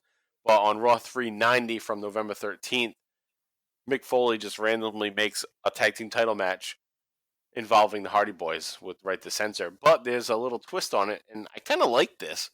It's a 3-on-3, so it's 6-man. It's a mixed match. So you have the Right to Censor and Ivory versus the Hardy Boys and Lita, and it's for the WWF Tag Team titles and the Women's Championship. And whoever gets the pinfall earns the title or retains the title. So if Ivory pins Lita, she retains her title. Lita pins Ivory, she wins the title. Anybody from Right to Censor pins Hardy Boys, they retain. Anybody from Hardys that pin Right to Censor, they win the title. So, cool little thing there. So I thought, in a situation like that, there's got to be a title change, right? You got 2 titles on the line. You would expect one of them is going to switch hands. But no, it doesn't happen. So, cool concept, but not the right booking, in my opinion. You would think, why would you set this matchup to have that stipulation if nothing's going to change? Right, yeah. Yeah. I mean, I don't know if they go on to use it again soon. I think that does get used again. Yeah, I think they have used it again. But you would think, okay, maybe they'll do it soon because they just came up with this concept. But it ends up in a DQ, no titles change. And it's a little side note, and I might be wrong, and Frank Alves, you'll correct me out there. I know it because, if you were to have a podcast show, I think you would be doing a Hardy Boys show. So, but I believe this is the first time or very early that the Hardy Boys and Lita are being called Team Extreme. Yeah, I think you're right. I don't think we've heard that yet, but I don't think we'd heard it prior. Right. So they're referred to as Team Extreme, and they also have new T-shirts that have all 3 of them as like cartoonish figures on their shirt. And I think it says Team Extreme on the back, possibly. But Frank, if I'm wrong, just let me know. Put it out there. Share it on Twitter. I believe it's the first time it's Team Extreme. Here on November 13th, 2000. Even though they had been kind of mixed together for a while at this point. But it's kind of like that WWE revisionist history where, they were always called that, Team Extreme. Like, it was like 6 months later they were finally called that. You actually started in 99. Yeah. All right, then another storyline going on is Jericho and Kane. Talked about that a little bit last week, and that's the whole Jericho throws coffee onto Kane and says, "Oh, sorry, I hope it didn't burn you." And they goes, "Oh, sorry." And Kane's all pissed at him and is like totally irrational the rest of the way throughout this, just attacking him like crazy because he got coffee spilled on him. And Kane wants to destroy Chris Jericho's face. He's a pretty boy and all this shit. Jericho comes out and has a promo on Smackdown from November 9th and shows various images of different celebrities wearing a Kane mask. Like, that's going to be the new look. I thought that was funny. Of 2000. They do the presidents. Yeah. The candidates. Yeah. The candidates for president. And who else did they do? Some like random model looking dude. Yeah, they did some random dude first, like some model. And then he went to Gordon Bush, and then Britney Spears. And then there was a People magazine of People, like Peep with double E, People magazine. And it had Kane. It said "Dead Sexy." It's like the new look of the year 2000. Everyone wears a Kane mask. So he's just, building heat to Kane. And he's going to have a hardcore match. Jericho and Blackman are going to team up and go up against Test and Kane. What a fucking combination of people just thrown together here for this match. Yeah. What a buffet. Yeah. And it's on November 13th of 2000. And ultimately what happens in the match is Kane's going to smash Jericho through a glass window backstage. So it's a hardcore rules match. They go all over the place. And Jericho gets thrown through a glass window. And it looked fucking pretty brutal. So that was worth note. And another storyline that's been going on, it's the APA storyline, and they're not around. So, and I said this last week, what the fuck happened to them? They get suspended. Because Bradshaw and Farouk and Ron Simmons haven't been around at all for the past month. But they still continue on with this APA storyline, and Crash Holly was running the office, but Test and Albert took it over, and Crash is all pissed at Test and Albert for, basically taking his position away from him as being in charge of the APA. So he's going to look for some assistance with Trish because, he's too much of a man to, beat up a woman. So he needs to find a woman to beat up Trish Stratus. And he brings in his cousin, Molly Holly. So Molly Holly is going to make her debut on Raw 389 from November 6th. And she comes out, and I was surprised at how cute she was. I didn't remember. I didn't think she was cute back in the day. Yeah. Neither did I at all. I mean, look who she was up against, though. Right, I know. You're thinking Sable, or not that they're there, but like what's come by at that point. You're like, oh, this is just a little thing here. But, 20 years later, I'm not as picky. She's fucking damn good looking at this point. Jerry Lawler is fucking in love with her. If you listen to the commentary on all the segments that she's in, it's almost like Jerry Lawler forgot that he's with the cat. He's like, oh shit, look at this new piece of young blonde ass here. I want to move on to her now. Because he's just constantly like, oh, she's a little cutie. I wonder if she's a kissing cousin. Yeah, I remember him saying that. Creepy. Yeah, creepy stuff. And he even going back to the Jericho Kane thing, when they showed Britney Spears with the Kane mask, Lawler makes a little comment like that too, like, oh, she's a little hottie. And she's like 17. Yeah. Back in 99 or 2000. Or maybe 18. She might have been 18. Yeah. Still pushing the limit, though. Yeah. Actually, maybe in 19. I think she was born 80 or 81, so she would have been 19 or 20. So that's what's going on with the Holly. So we got a third Holly member, and Hardcore Holly also had just made his return too. Taz and Raven, who've been teaming together, is another storyline, and they're gonna go on a splits here. So they're gonna team up against the Dudley Boys. They're gonna have a little bit of conflict, and they're gonna hit each other. Taz, Raven DDTs Taz through a chair. And then they apologize on the episode of Smackdown. They agree, like, all right, we forgive each other. And they get back to work. But then Raven DDTs Taz by accident. He doesn't realize it because he's getting beat up during a match against Too Cool. Scotty Too Hotty gets the pinfall. And then you see Raven, he looks happy about it. So we did it. So that's what's going on there. So we get a little ECW feud going on. Two guys, nothing going on for them, Taz and Raven. So, all right, maybe a feud between the two of you will work. But nothing works for Taz and Raven. Poor guys. But now, like Raven too. Me too. I like both of them. Yeah. Now this last piece here, before we start to wrap things up, is the Road Dogg. Generally, I mean, fuck the Road Dogg storylines as a single because it sucks. But the beginning of this is cool, only because it's the beginning of the career of R-Truth, who's the fucking man. R-Truth is one of the best things going. Yes, I love R-Truth. Always have. I mean, he's K-Quick here. Right, he debuts as K-Quick here, and it's on Raw 390 from November 13th. And he actually debuts the night before on Sunday Night Heat. But he comes out again to help the Road Dogg in the match. He causes interference during this European Championship match. Hits Regal, causes DQ. And then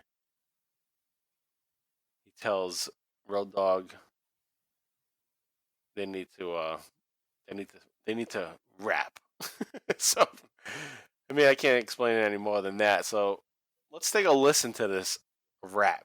The first rap of R-Truth as K-Quick in the WWF.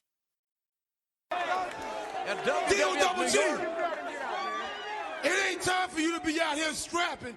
It's time to raise the roof, get rowdy, and start rapping. Rapping?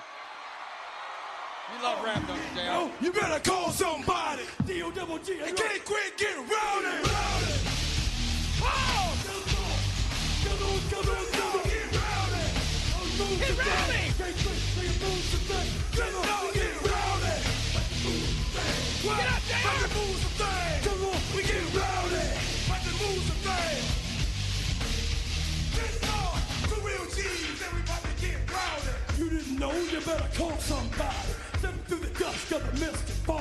No damn dollar can't quick. Road dog, get rowdy. About to move some things. Me and Road Dog in the drastic change. Check yourself and realize we're all back. If you step your ass up and get your hair wrapped back, no doubt about it. Bring it all in the best. Putting all the thing ahead as much as the rest. Step your ass up and toss it around. Going to real G with the real ass up. We get rowdy. What? Good Lord. Everybody's on their feet, including the commissioner. Oh my goodness. Wait a minute. He's sitting dancing back 20 years. He's doing the bump. Oh my God, what a moron. Everybody's getting rowdy here tonight. All right, so there it is. Get rowdy. Get rowdy. I just thought it was a fucking kick to see K-Quick. I forgot all about him. He couldn't have been there for that long. Quick. Yeah, I forgot. Yeah, I forgot. It's 20 years now. Right. You know, going back and realizing, like, yeah, he was there, but at the time, it was just like nothing to me. So I didn't have huge memories of what he did. Oh no, hell no. So I basically just know from like, R-Truth. Oh yeah, he was in the WWE back in 2000, but didn't remember what the fuck he did. Well, here it is. He comes out here. He's rapping. He fucking looks exactly the same. He does. He doesn't look like he aged. Oh, it's like the same fucking guy. It's like R-Truth from today went back in time and just put himself in the Attitude Era. Yeah. It's like, I was here, man. They edited him in. Yeah. The network. Oh, that's fucking great. But yeah, there's nothing more we can go with that. That's K-Quick making his debut. He's going to team up with Road Dogg, and we'll see what happens there. You know, probably not much is going to happen there, but cool to see, and that's a debut there of our boy, R-Truth. Let's wrap things up here. Let's get into a little bottom line wrap up and start off with a house show rundown. And there's not much. There's 2 shows. There's November 11th and November 12th in Cincinnati and then in Dayton, Ohio. And it's the same match and finish for both. It's the Undertaker and Stone Cold Steve Austin teaming up to defeat Kurt Angle and Kane in the tag team match for the main event. From there, let's go on to the Oh Hell Yeah moment of the week. JV, what do you got for Oh Hell Yeah? My Oh Hell Yeah moment is the meatballs and the undercover chef. Yeah, undercover chef. Bon appetit, bitch. Yeah, I thought that was really good. That's my Oh Hell Yeah moment too. Yeah. So Stone Cold just excels in those types of bits. Right, those are great. And I feel like we might have the same Oh Hell No moment of the week. Oh, hell no! So what do you have? The fucking long, dragged out promo by Triple H. Yes, that's what I have too. 8 minutes of just fucking nothing he could have done in like 2. Right. Not even just that one. There's multiple Triple H promos that are all just time wasters and taking up time. Now, not that we wanted to waste your time, but you need to hear some of it because it pertains to the storyline. But yeah, he is taking advantage of his time, and fuck it. Oh hell no. Triple H, already at this point of being the egomaniac that needs to just take as much time as possible because he feels that he's on the ends and can do whatever he wants, and the rules don't apply to him. That's how he comes off. So fucking oh hell no to Triple H promos. Alright, so next week we'll be back with episode 68. And we're going to cover that match, Triple H versus Stone Cold Steve Austin from Survivor Series 2000. And then we'll continue on to the following episodes of Raw and SmackDown after Survivor Series. So again, that's next week, episode 68. All right, so also want to give out some shout outs to our podcast pals. And you heard them during our break. That's Talking Taker. And this week, Alex and Travis will be covering episode 138. And it's Judgment Day 2008. It's the Undertaker versus Edge for the vacant WWE World Heavyweight Championship. I think last week I said that they were going to cover this, but they threw a little curveball and they did the 1993 Royal Rumble watch-along with the Undertaker as a special episode instead of continuing on their chronological path. But this week they're back at it with episode 138, Judgment Day 2008. On Booking the Territory, the unprofessional wrestling podcast with Mike Mills, Hardbody Hopper, and Doc Turner, they are breaking down episodes of NWA World Championship Wrestling, the Saturday night show. And this week, on Thursday, they'll be releasing December 3rd, 1988. Then on Sundays, they cover Smoky Mountain Wrestling. And they are currently at episode 189. And that is September 9th, 1995. So almost towards the end of Smoky Mountain Wrestling there. And they're going to be glad to stop doing it because they don't have to do 2 episodes a week anymore at that point. They'll just be doing like bonus content. But they had a nice run there, fucking 189 episodes of doing that. So good for them there. To be almost at the end. On our Vantage Point, the Retro Wrestling Podcast, they just wrapped up one of their seasons. Every 10 episodes is a season. And then when they're done with that set of 10 episodes, they take a week off and provide content still. And they usually do a review. And this week, they're releasing their special review of Teenage Mutant Ninja Turtles, 1990, the movie. Fucking great. If you're a kid or a person around our age, 30s, mid-30s, to late 30s, or even early 40s, Teenage Mutant Ninja Turtles was a huge part of your life as a kid. Or if it wasn't, you were aware of it. Absolutely. And that movie came out in 1990, and yesterday, as we're recording this, so 2 days ago when this is released, it's March 30th, which is when OVP released this review, was the 30th anniversary of the movie. To the date, March 30th, it was released in America, 1990. So they do a full review of it. Great shit, funny shit.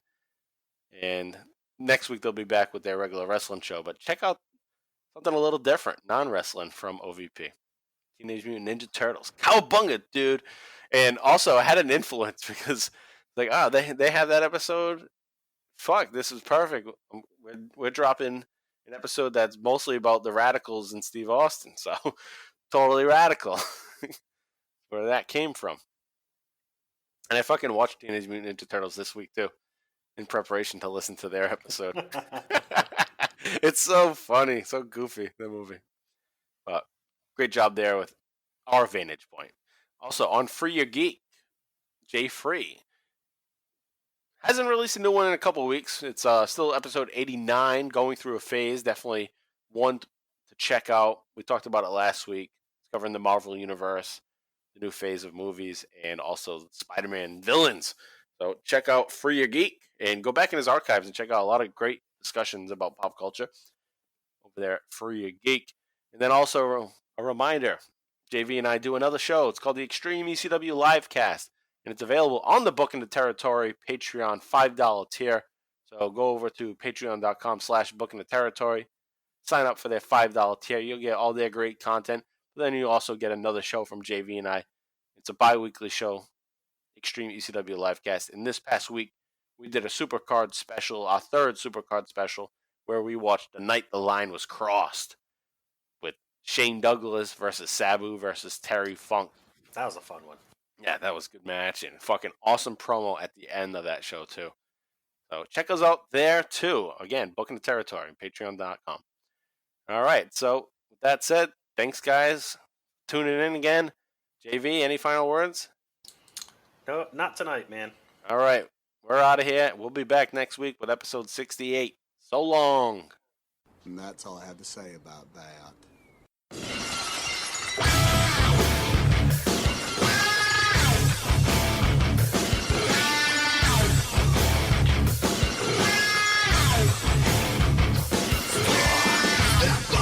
The next one, and I'm gonna kill you. Don't believe it, but I'm betting that you will. Stop, no, I'll let you live a little bit with the pain that I bring. You know it's only the beginning. Stop, cause you're the next one, and I'm gonna kill you. Don't believe it, but I'm betting that you will. Stop, no, I'll let you live a little bit with the pain that I bring. You know it's only the beginning.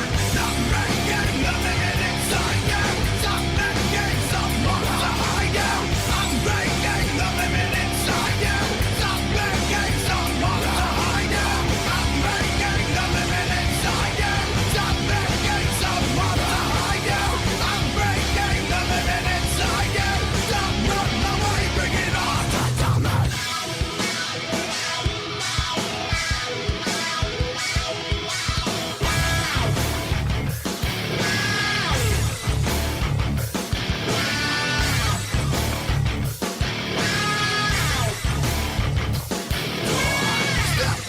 You're the next one, and I'm gonna kill you. Don't believe it, but I'm betting that you will. Stop, no, I'll let you live a little bit with the pain that I bring. You know it's only the beginning. Stop, cause you're the next one, and I'm gonna kill you. Don't believe it, but I'm betting that you will. Stop, no, I'll let you live a little bit with the pain that I bring. You know it's only the beginning.